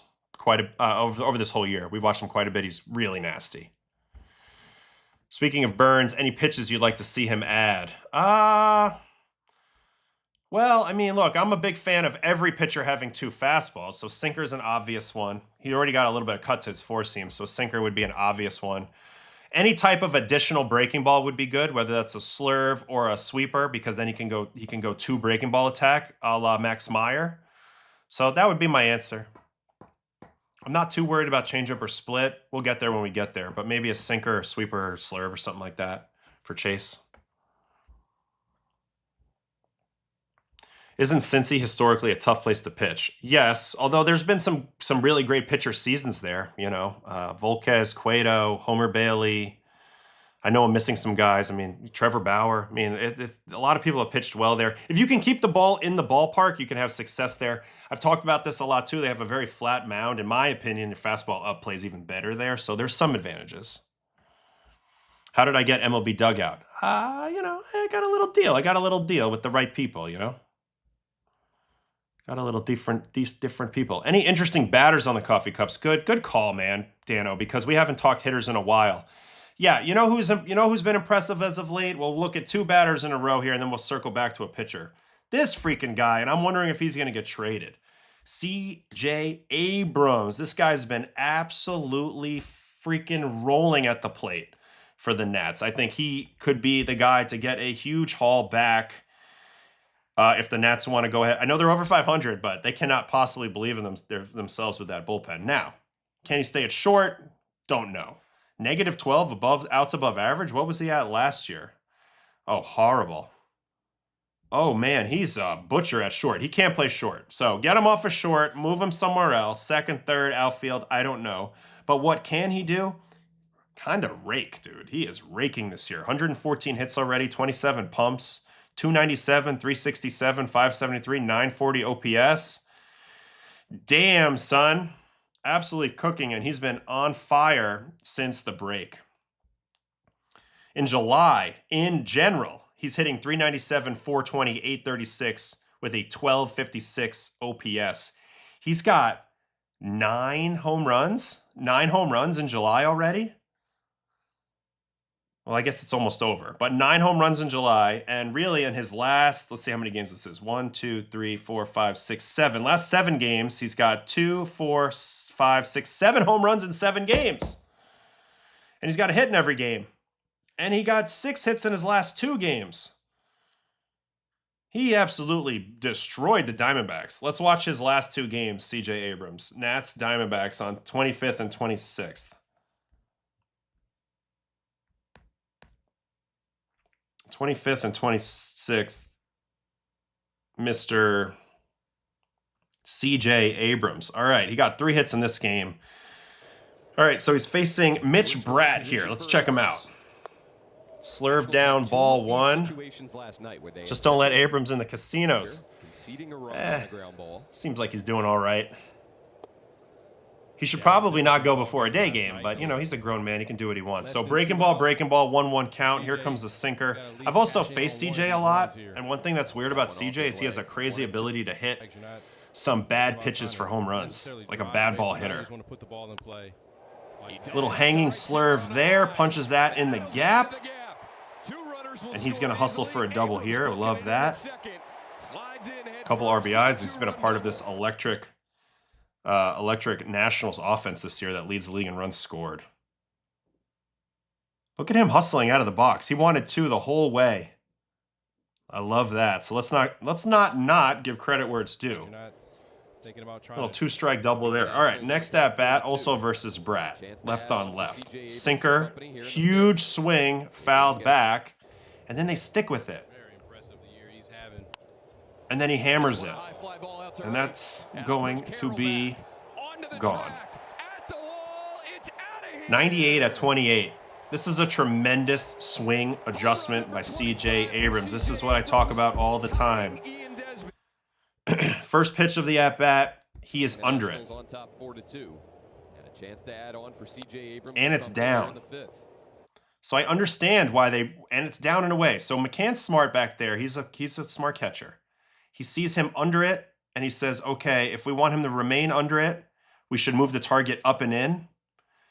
But CJ literally calculates this pitch and the shape of it. Watch him thinking right here. Thinking. And then the next pitch is the same shape, and he's already made the swing adjustment. And it was located. He actually got it where he wanted, and CJ still had made the adjustment. So one-pitch adjustments are huge in Major League Baseball, whether you are a pitcher and it's about throwing a shitty slider and then fixing it, or whether you're a hitter and it's about making a shitty swing and then fixing it. It's massive, and it can keep you ahead of the game, and that's what CJ did right there for the home run. Third at bat, now he is facing Carrillo, and he's going to get his 3rd hit of the game here. Cutter in ball. Worked around a leadoff double last frame.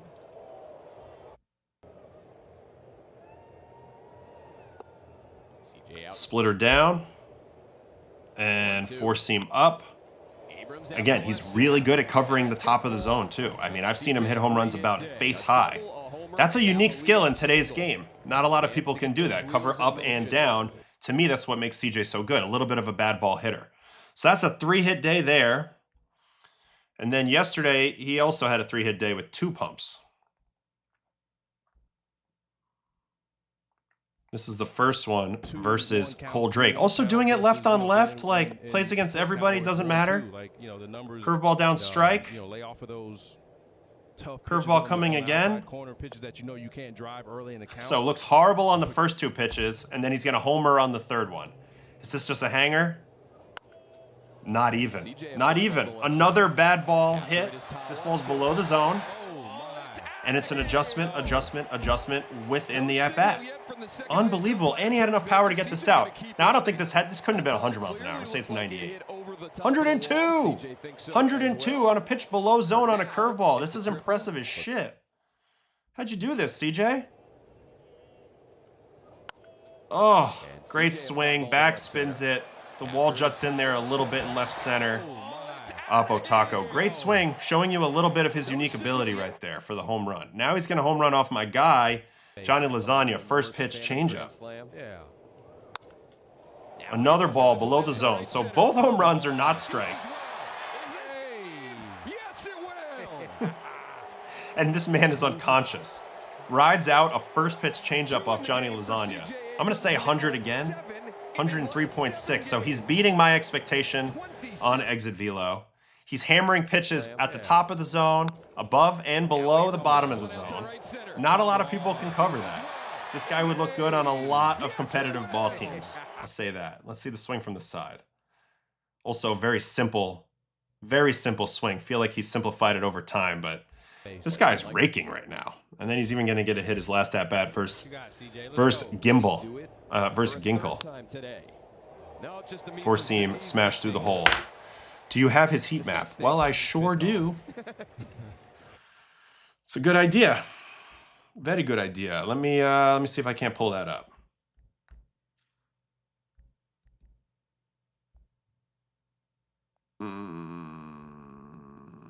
How do I get to my True Media?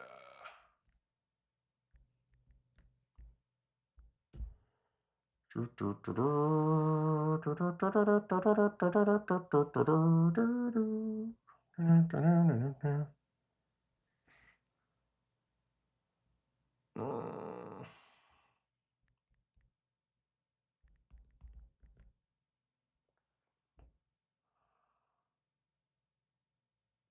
do I log in?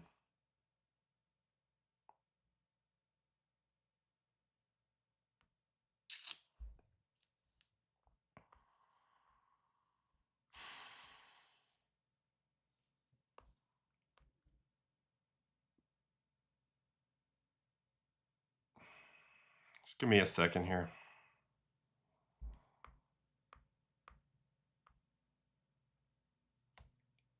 I might have to look through my emails. Damn it. I hate when I have to do this because I somehow deleted all my stuff not that long ago. But I do think this is worthwhile, so just give me a moment here. Give me a moment here. We'll figure this out. How I can log in on here.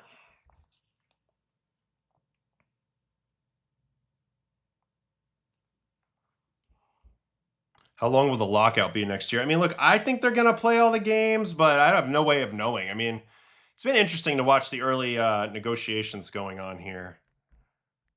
But, you know.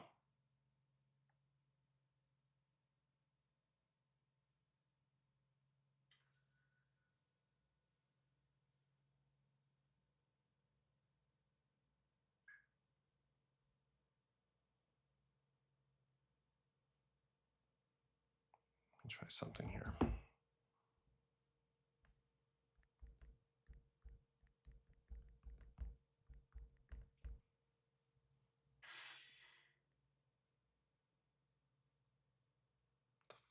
This is so weird.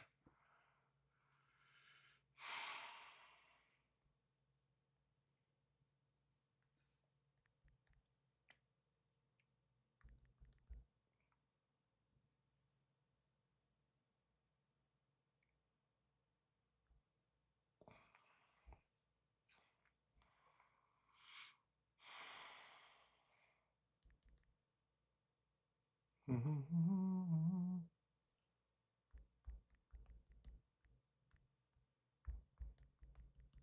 think we're going to get it here in a minute.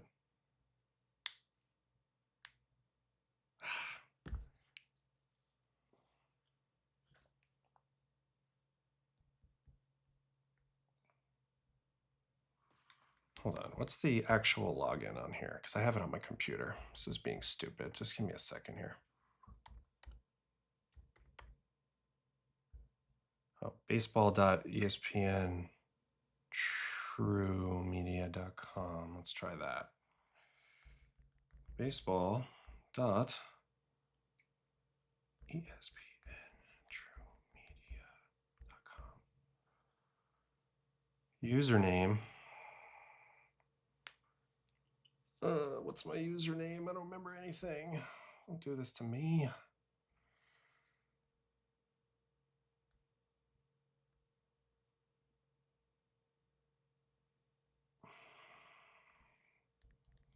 I'm taking forever here. I'm sorry, guys.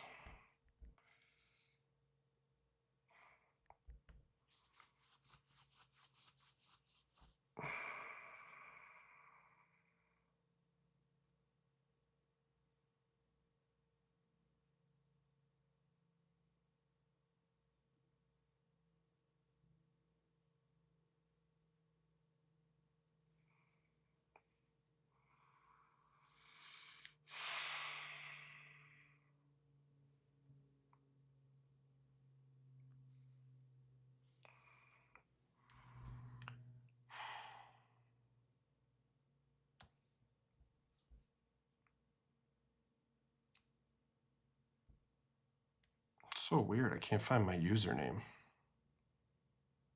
I'm going to have to do this next time. It's not going to work right now. Anyway, take my word for it. He hits the ball all over, so it's not going to happen. I think CJ's just a tough guy to pitch to, honestly. All right, let's keep going. While you were figuring out when you're getting your reports, did you only look at hitters versus righties? Yes, no doubt about it. No doubt about it. Does the Mead make sense for the Red Sox? We just don't know yet. I mean, I guess it kind of does a little bit, but I do think they give up too much. If you want to know my truthful opinion on it, but it's so early to really diagnose anything about that trade completely. Yeah.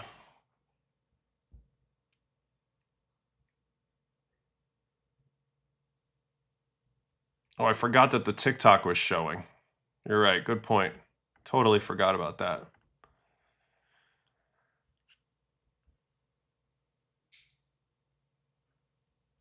News came out that the Mets are shopping catchers. Do you think they'll trade Alvey or Terens? I actually don't think they're going to trade either of them, but we'll see. We'll see.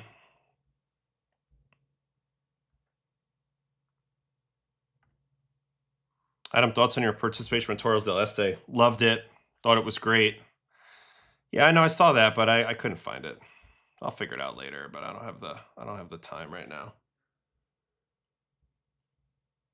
Yeah, Kade Anderson next, I think. Is there a notable difference playing for the Yankees rather than any other MLB team? You stay in the best hotels. There's a lot of perks with the Yankees that are just really cool. Did you throw to Terens? Yeah. Yeah, I threw to Terens a lot. I like throwing to LT. I like throwing to Alvey too, though. All right, Kade Anderson is next. Yeah, so he should be next. He's really moved up a lot, I bet, in the prospect rankings. I wonder how high up he is rated now. Let's see.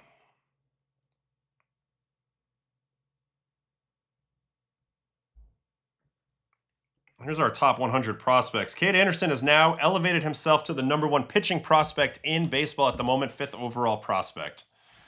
So he was drafted last year, 3rd overall by the Mariners. He's been tearing it up. Mariners recently said that they're going to put Castillo potentially on the IL. On the trading block, as well as Hancock. So if any of that happens, look for this guy to get the call because he's decimating the minor leagues. This is Cade's stats right now at AA Arkansas. 9-1. 1.27 ERA through 15 starts, 77 2/3 innings, only 40 hits. And then this is the kicker.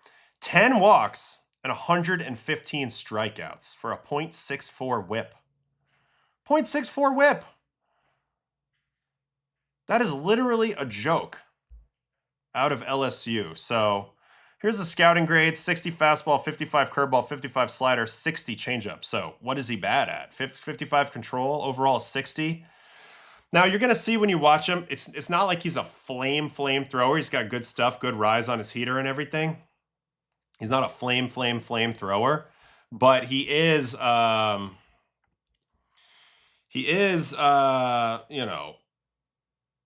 pretty damn good with the fastball shape.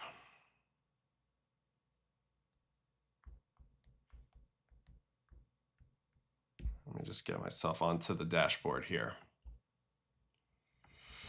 All right, so let's try to find Cade's last outing. What day was that on? That was on Friday, July 24th. Okay. July 24th, he pitches in AA Arkansas. It's Akron. Here it is. Tulsa plays. See if we can't get a little visual of Cade on the bump. All right, Kade Anderson facing off against Tulsa. So that's the Dodgers. That's the Dodgers. All right, here we go. Kade Anderson, first batter of the game. And it's a pop out to left field. That's that old Arkansas Travelers Stadium out there in Little Rock. I've been there. I've pitched on this field a bunch of times. Kendall George is the first batter. He flies out to left. Second batter up, Jose DePaula. This is the Dodgers' top prospect. 0-2 count. There's that curveball. Actually hammers it pretty hard to first. He'll take it himself. So a couple lefties, couple left on lefts right out the gate. And that's going to bring up Jake Geloff, brother of Zach Geloff. 0-2 count again, and there's that fastball up. I mentioned he doesn't really throw like 98 or anything. He can get to 96, 97 at times, but he's got very good lift on it, and he's very, very commandy at the top of the zone. So 3-pitch strikeout there, and a fairly dominant first inning for Kade. Second inning, Zaire Hope, another big-time Dodger prospect here. And he's going to get him out with a line out. Looks like first pitch of the inning. Maybe that's a cutter, a slider. Little shot to center, can of corn. Good swing by Zaire there, though. That's going to bring up Hainline. What's this guy's name? Elijah Hainline. He's going to punch him out looking. 1-2 count. Backdoor curveball. Very nice curveball. His big pitches are four-seam, curveball, really good changeup. Let's watch that curveball one more time. Kind of Kershaw-esque. Little backdoor piece. Frozen pizza. 2 outs there, and then Taylor Young.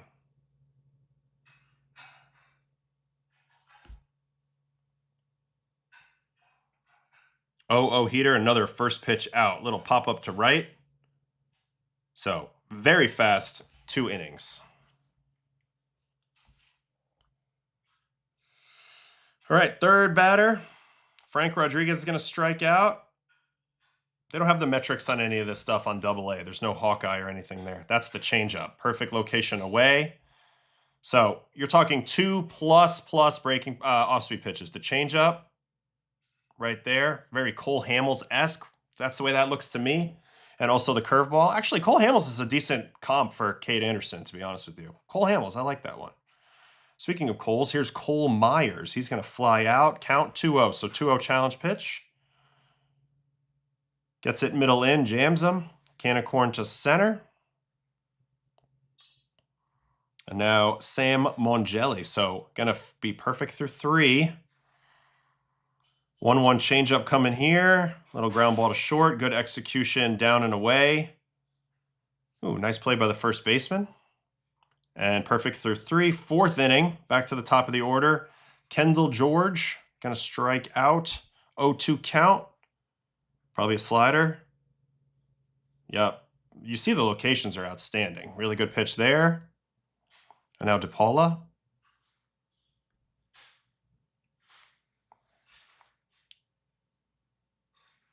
Beats him with the fastball there. Little chopper to short.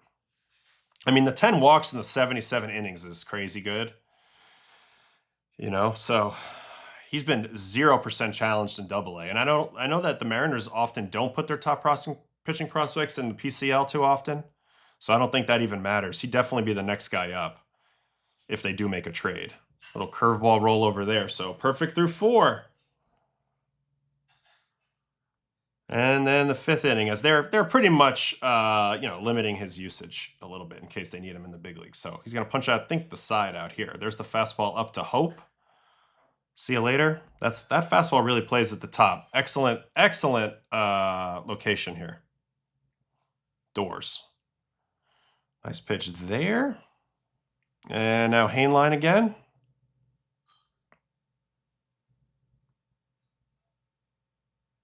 There's that curveball looking. So I think he might have got him twice with curveballs.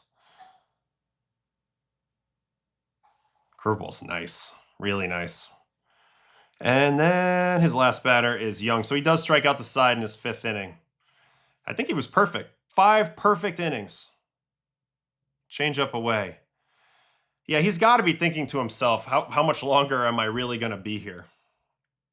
Kind of crazy how good he is already, but 5th best pitching prospect in baseball for a reason. Kade Anderson. What a beast. What a beast. Latest gem from MLB's top pitching prospect has even his coach at a loss for words. Let's see the quotes. He likes to be coached. He likes to be challenged. You know, any great competitor like that is never really satisfied where their craft is at. But after a performance like that, I'm at a loss on what I'll have to teach on my end. Someone's going to have to help me figure out what we're going to have to work on this week. 151 average against. He's struck out the most batters in AA. He's thrown at least 4 innings in each of his last 15 starts. 10 scoreless outings. 10 scoreless outings out of 15 is insane. Yeah, and he's got cut right on the heater a little bit. Execution of the changeup against righties has really come along. Has been a neutralizer for him. He's now able to throw it down and away and locate it well enough for that right-handed hitters aren't able to pick it up, especially off his four seam. Against lefties, he's able to move his fastball around in different quadrants to get passive hitters looking down and away for it. Anything else? He knew he was facing a very talented and aggressive lineup. He came right at these guys, wanted to be more aggressive than they were, and he flooded the strike zone, executed all of his pitches. So anyway, that's Kade Anderson as he continues to be outstanding. That was fun. Took a little look at the number one guy.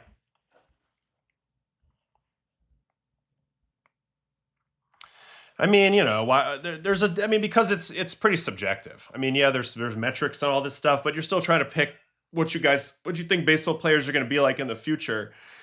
And that's not always an easy exercise, you know, really not. So sometimes it's not so easy.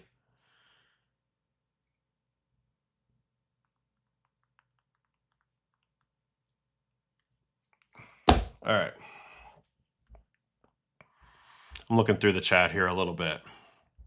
Will you be batting during the Old Timers game? I'd love to get an at bat. That'd be fun. Doesn't the CBA require the best hotels? I mean, no. It requires up to a certain level, and then there's levels above that, and you know, within that. And the Yankees are always top tier. Always top tier. A lot of other teams try to shave it as much as they can. Going to Northwood's game next week in McQuon, Wisconsin. Looking forward to it based on your recommendation. Should be great. Look out for the Leprechauns. That's LeMahieu's team. Why protect him from the PCL? Keeping his trade value high? No, I just think, like, if you're not going to pitch, like, they pitch in a great pitcher's park, to go put him in a crazy environment, I mean, who knows if it's even worth it? I don't know. They just don't seem to usually do it very often.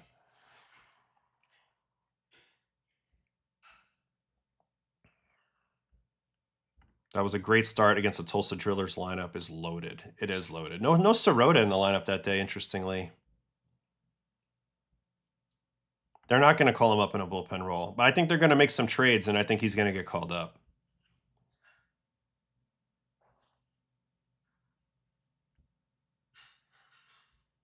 What's wild is Cade wasn't even the Friday night starter at LSU. Ianson was. I thought Cade surpassed him at the end, no? Or maybe they just left it the way it was.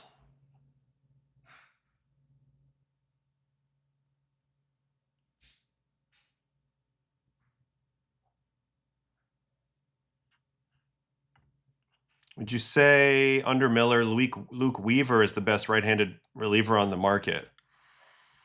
Maybe. Not reliever overall. I'd probably still take Morejon. Trying to think who else would be available. It's right-handed and really good. I don't know. He's probably up there. He's right there. I think he's right there. Do I think Brandon Young is something special? No. We watched him earlier. I think he's going through a good stretch, but I don't think he's anything special yet. Still improving. If you're the Padres, would you buy or sell? I would sell. I would definitely sell. I think they're gonna trade Castillo, Emerson Hancock, or both. I really do. I think the Mariners are gonna make moves. Jerry always makes moves. So, I mean, I think Castillo's out the door. I don't know. We'll see. Sure, the Tigers sell or buy. I mean, I think ultimately you should probably sell. But I think that they kind of have a good enough team to make a run in the American League. You got to wait these next 7 days. It's tough. I just did a Detroit game. They still want to go for it. We'll see. It's going to be interesting, man. It's going to be interesting. Yeah, I watched Ianson a couple weeks back. It wasn't his best start, but yeah, we watched him a little bit in Portland for the Sea Dogs. Looked pretty good. All right, you want to go through the Skubal outing now, since we just talked about the Tigres. Sure. Also, where is Max Clark now on the top 100? Is he high? Has he moved down, up, down? Currently at number 13, Max Clark at the moment for the Tigers. Let's see what his stats look like this year in AAA Toledo. He's hitting 274, 365 on base is excellent. He's had great on base his whole career, so that's good. 424 slug, 789 OPS. Okay, you'd like it a bit higher to be a top guy, but I think he's more of an all-around type of player. Does have 10 home runs, 19 doubles. Let's see the strikeouts and walks. under control. I mean, 49 walks is good. I mentioned he's good on base percentage, 62 Ks. Not bad, could be worse. 21 bags. He's going to be an interesting guy. The fielding is a 60 grade. The 70s running is a 70 grade. So we'll see if Max gets the call. I don't think he's on the horizon, but pretty soon he will be. Anyway, who we say we're going to look at? Scoobs. Okay, what day did Scoobs pitch on? Here's the day. Friday, July 24th. For Tarik Skubal, this is all anybody's been talking about. Will Skubal get traded? Will he stay? God, it's just so tough when you're staring getting a potential, compensation draft pick back for losing Tarik Skubal when you know that you could probably rip some good prospects away.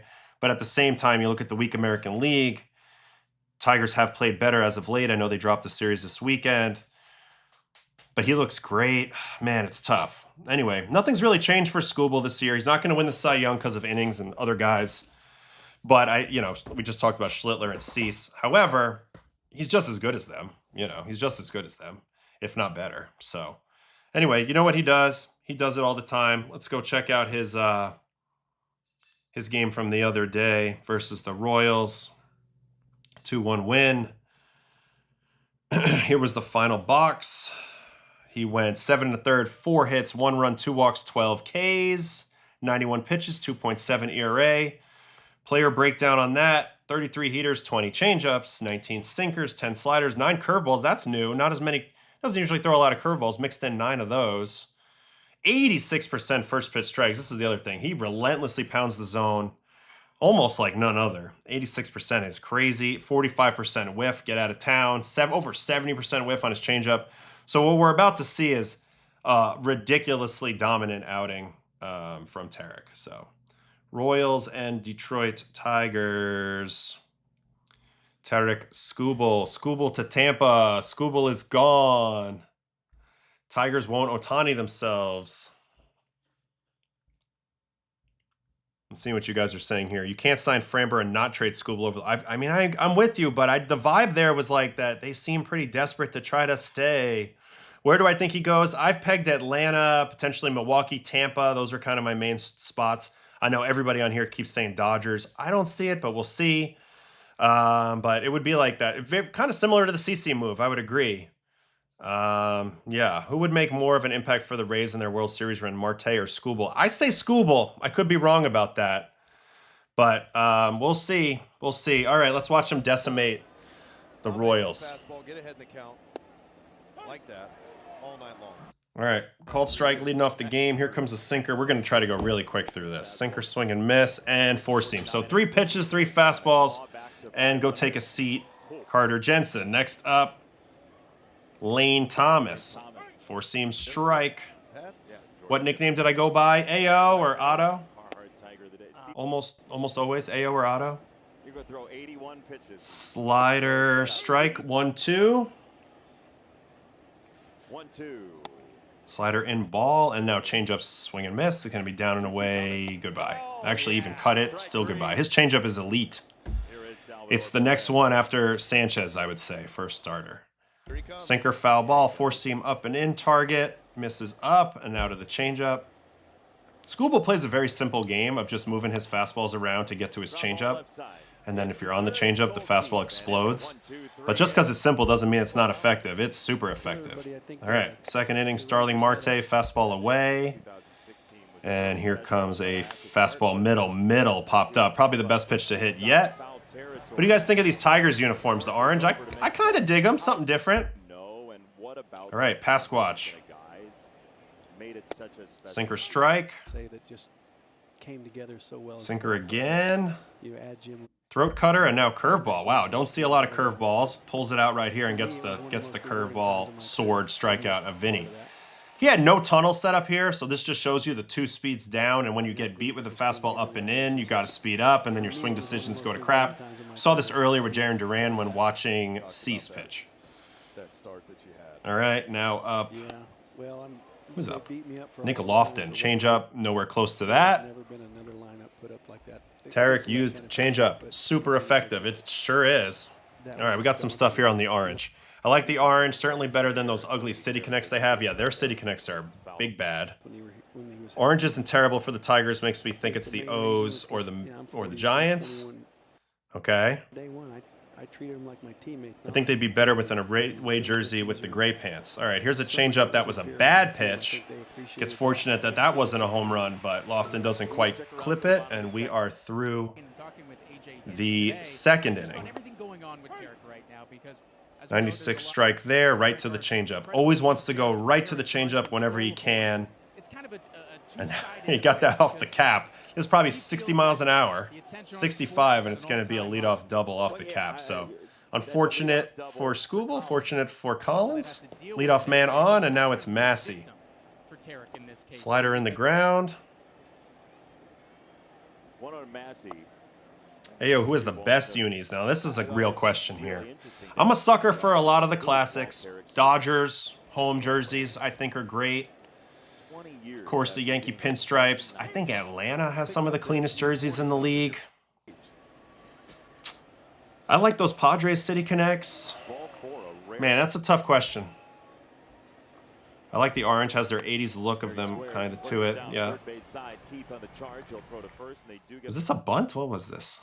So first and second, nobody out after the walk, and they go ahead and they do a bunt. So he's going to have second and third with one out. Let's watch him pitch right through that. This was probably the game right here, this inning right here. So he punched Jensen with 3 heaters the first time. Heater. Now here comes a sinker. Oh my God, just killing Jensen with fastballs. Back-to-back 3-pitch strikeouts to Jensen, all varieties of fastball. So that was a huge at-bat, and he struck out with 0 competitive level there. And now Lane Thomas has got to try to come through with 2 outs. That was a good pitch to hit, but you get one every once in a while. You don't get a lot. Let's see if he gets another one in this at-bat. I would doubt it. Fastball up, ball. Wow, slider. I can't believe he didn't go to the changeup here.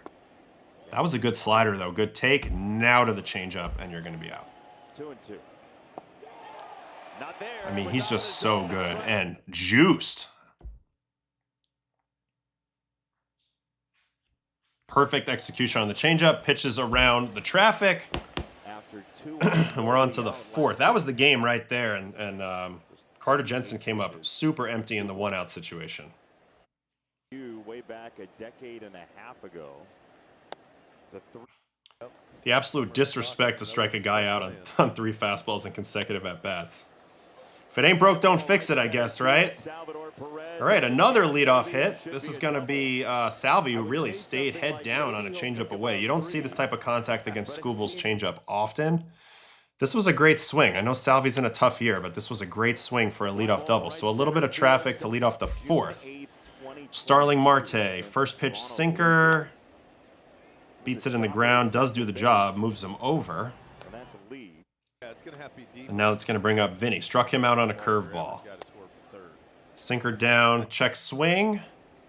Sinker down again, this time up and in, so he sped him up. This is just what he did the last time. He went down, up and in, then he went curveball. Let's see if he does it again. No, now he's going to go four seam even higher. 0-2. Yep. I mean, just owning these lefties. Jensen and Vinny have been brutalized by Skubal in this game.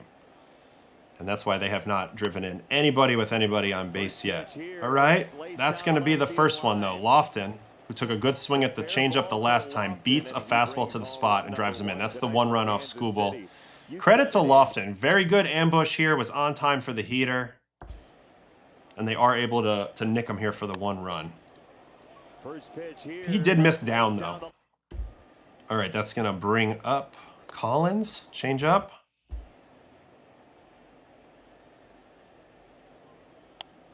Fastball in, beats him. And now fastball up and in, probably. Yep. Dots the top of the zone for the called strike 3. And he's done with the 4th, 5th inning. I think he really rolls from this point on. All right, Massey, sinker strike. 5 3-pitch strikeouts. Frisbeeing. 4 seam. See ya. The lefties have been really bad. All right, here's a curveball. I like it. And now to the changeup. It's always like he takes a shot with something and then he's like, all right, I'll just throw a changeup and strike you out. Which he does there. Now here's Tolbert. Slider strike. 4 seam. Up in target. Misses up away. Good miss, though. Weak pop-up. Easy play. 2 up, 2 down. And now we're back to Jensen. Wow. Starts him with a slider. I think he's literally got 7 swing and misses already. 6 or so. Sinker balls. That's the first ball he's shown him. Sinker, hammered foul. And then he's going to strike him out for the 3rd time. This time it's a curveball. So Jensen wants to go home. Nasty. Dominant 5th inning. 6th inning. First pitch. Slider right down the middle, fouled off, but I like that. And then fastball, where are they going here? Down away. Yep, off the plate away, gets the chase and the pop-up. Easy play to start off the 6th from Lane Thomas. Back to Salvi. Curveball sword, trying to ambush. So some of these guys are like, man, he's throwing a lot of first pitch strikes. I'm going to ambush, and that time it backfired. Fastball in late. Going to go back to the curveball here. This is more curveball usage I'm used to. And good pitch, hesitated swing. And you know what? It just gives you... It's just less exposure for the changeup. And then when he goes back to the changeup, it seems like it's more effective when he uses it less. Also did a good job of really burying this one so Salvi can't go and get it like he did the last one. That was filth. All right, Starling. Changeup strike. This guy was unbelievable. The first time I played with him, I'd go... Changeup chase. Now they're going to try to go 4-seam up. Jams the crap out of him. And a really dominant 6th inning as well. 7th inning. Vinny. Can Vinny put a ball in play this game? Sinker in, fouled off. Here comes a curveball. 0-2. 98. Foul ball. And curveball swing strike. So the answer is no. Vinny and Jensen each have hat tricks. Now we're to Lofton. He's had the best swings. Just missed a home run on a changeup and hammered a first pitch fastball for the 1 RBI. Changeup. Very generous call there. Here comes a slider. Back door. 2 very generous. Oh, no. Okay. 3-1. So here's the 1 walk. So Lofton had the best at-bats and the best success. All right, here's Collins. Fastball in, pulled foul. 4-seam down. Lofton at first, 1-1 on Collins. Check swing. Ooh, I like this pun right here. Chasing the curveball in the dirt. Skubal diving. I like that. Change up away ball and change up away. See you later. Yep, another perfect changeup. No, nothing different there. And now Massey. Sinker fouled off. Curveball. Way more curveballs. Good take. What happened to Vinny this year? I feel like he's such a good contact hitter, and it's been a tough go. Really tough go. Good thing he signed that 2-year ARB deal. Curveball. Hanger. Banged off the wall. So a little bit of trouble here. Actually, a lot of bit of trouble here. The game's about to be on the line again. 1-run game, 2 outs. 2nd and 3rd. That is going to bring up Tolbert. Right to the changeup. Changeup strike. I bet he throws another changeup. Let's see. Nope, fastball. Where's he get it? Honestly, a little bit of a hittable pitch, but it beats him off that first pitch changeup, and it's a pop-up, and he's able to work out of that jam. Does go out for the 8th. It's Carter Jensen, who had 3 strikeouts the first 3 at-bats, so they send him back out, and this time he's not going to strike out, but he is going to go 0 for 4 off of Tarik.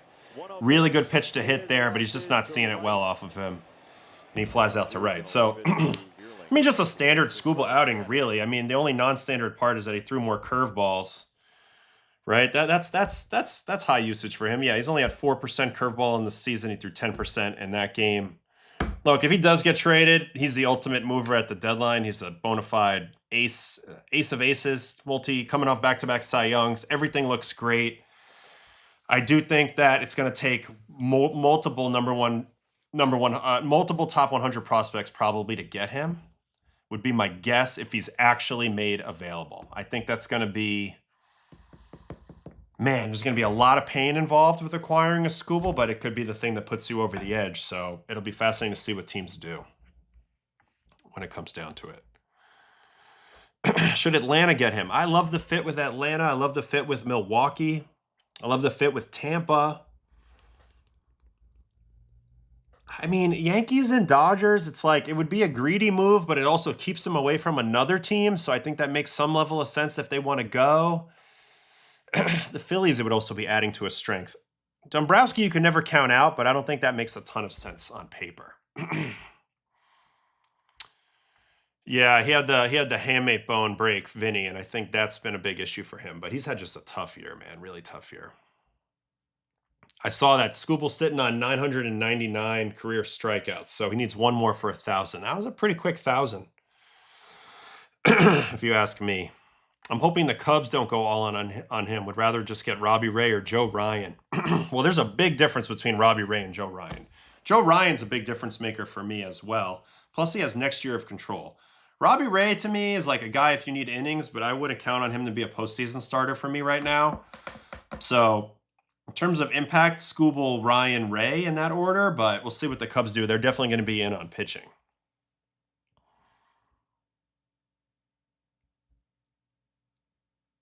And then Gyro says, I would love to have the Skubal on the Cubs, but I don't think there's any shot they go for that. I'd be surprised too, but we'll see.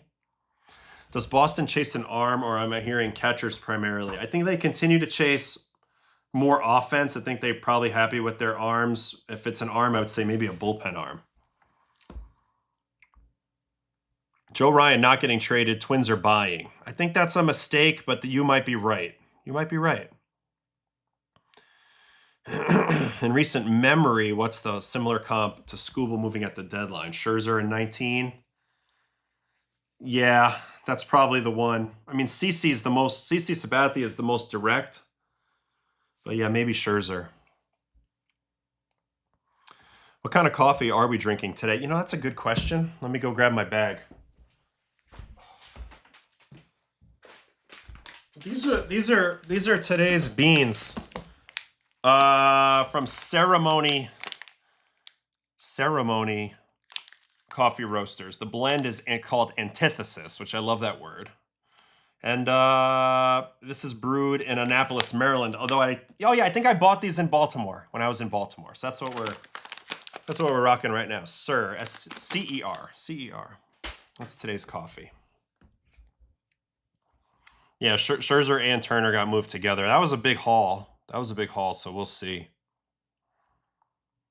Hey, you like that?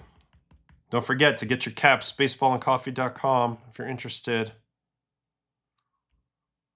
So this is another team that could be entering the trade chat, the Marlins. See, I a little while ago, I was really feeling what the Marlins were doing, but they have fallen back. They've lost 12 in a row. 12 in a row. So now you got to think, do they pivot and start selling? Sandy would be the piece, right? Sandy would be the guy to sell. They have really, I don't think they would trade any of their young controllable hitters. Fairbanks would be another one if somebody wanted Fairbanks. I know he hasn't had his best year ever, and I'm sure they would be willing to deal out of their bullpen because they always are. But yes, Sandy Alcantara, what is his season looking like? I feel like it's been better, but not like he's not back to being what he used to be. Of course, I just clicked on Kevin. Dumbass. Sandy. All right, here's Sandy on the year. 10-6, 4.01, 22 starts, 143 and 2/3 is impressive. That's a ton of innings. That might lead the league in innings. So you know you're getting an ultimate innings eater with the ability to pitch deep and can potentially be a playoff guy as well. He does have an issue a little bit where he's more hittable than you would think, given his stuff. And that's why he's tried to increase his usage so much of everything else. You know, in the past, even in Cy Young award-winning years, it was just mostly four-seamers, sliders, changeups, and a little bit of sinker. Now he's added in there a cutter. There's a sweeper involved, curveball more involved. He's trying to figure it out. He would be an interesting addition to the trade market. I'd be curious to see what happens here. Because just looking at the standings now, Miami has lost 12 in a row. And they're now 10.5 back in the division, whereas they were only like 5 out. They are only 3 out in the wild card, so I don't think they would completely punt everything, but I could see them making a move here to try to get value out of Sandy. That seems like a Marlins move to make. I don't know if you guys agree, but it seems like a Marlins move to make to me.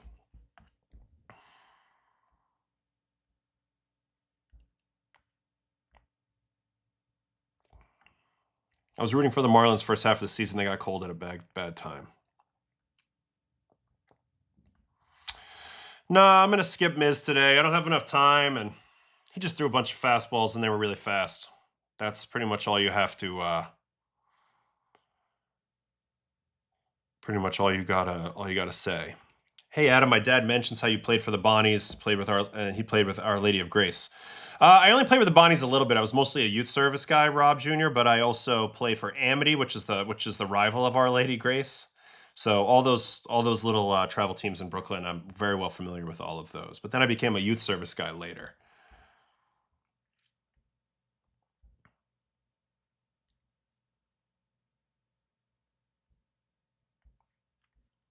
I do think I have enough time really quickly, though, to watch Murakami's 2 home runs. So let's check in on Munetaka. He's been Jesus. Definitely don't want Polymarket. I am out on that shit. All right. So he was hurt. Came back right before the deadline. Played in the home run derby. Obviously one of the most exciting, interesting players of the year. I'm kind of curious to see his game logs. How has he been playing initially since coming back?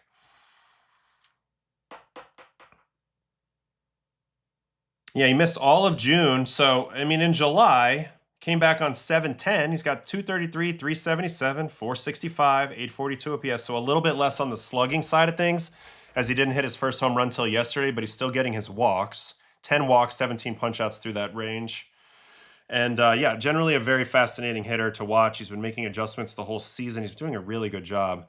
But he does get 2 home runs yesterday. Who was that against? Houston. All right, so let's watch Murakami's 2 shots yesterday versus Houston.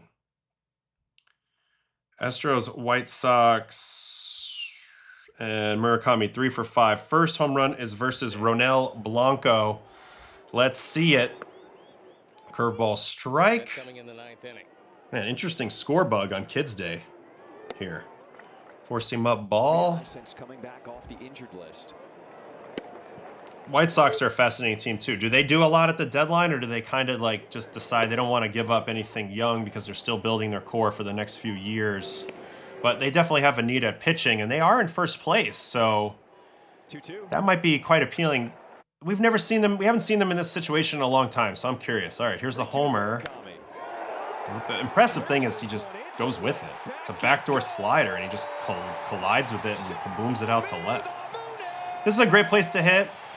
White Sox ballpark, tremendous place to hit to all fields, but no ballpark can hold Munetaka. 104.1 Oppo at 30.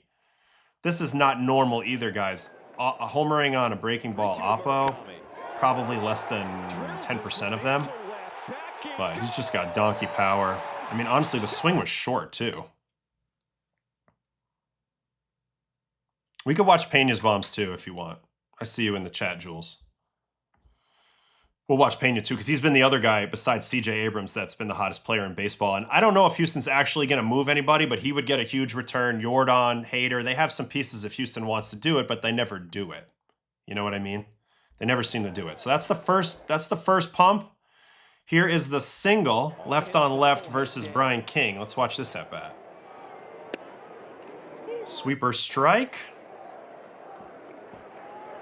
Four seam at the lips. Comes in.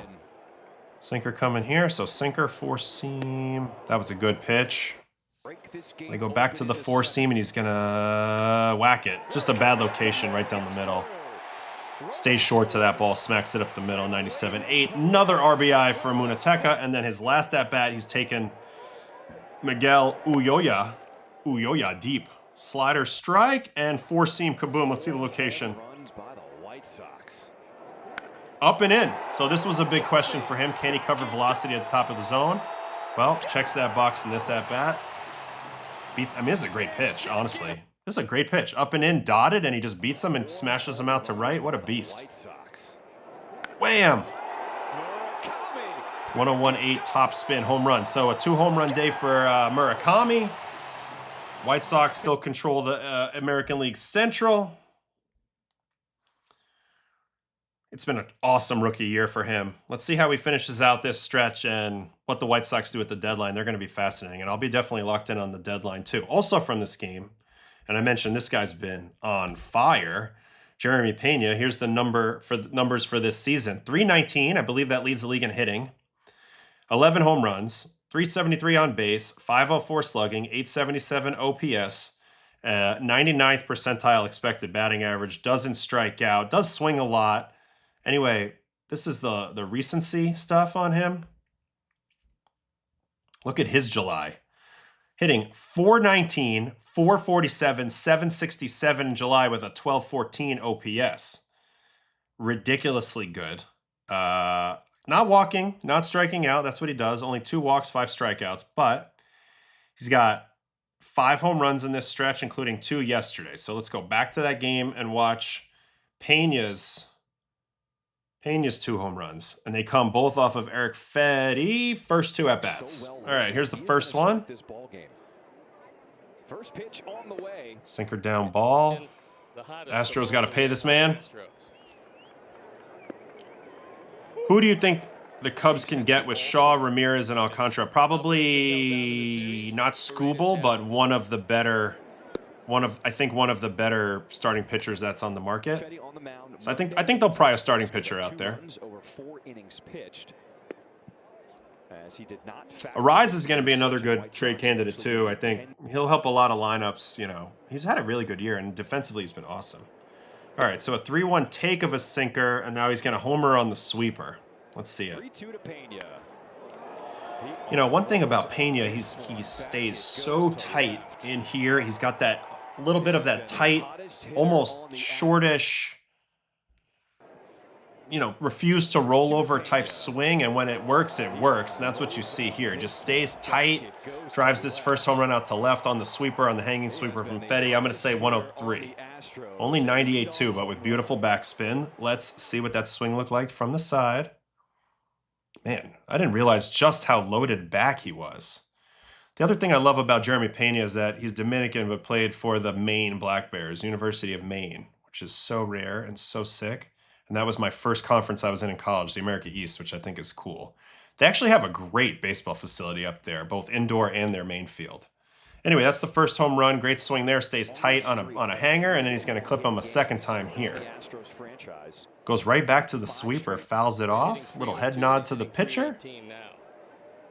You know, I was thinking it, but I wasn't going to say it, but you said it, so I'm putting it up. Very Mike Trout-esque. I think it's a Mike Trout type of swing, a little bit, different setup, but the same idea, just trying to rotate the one piece, stay tight. And that's what he does again here on a sinker. Catches it a little bit deep, drives it out to right. 106.8, Oppo. This is even a better swing. He clobbered this pitch.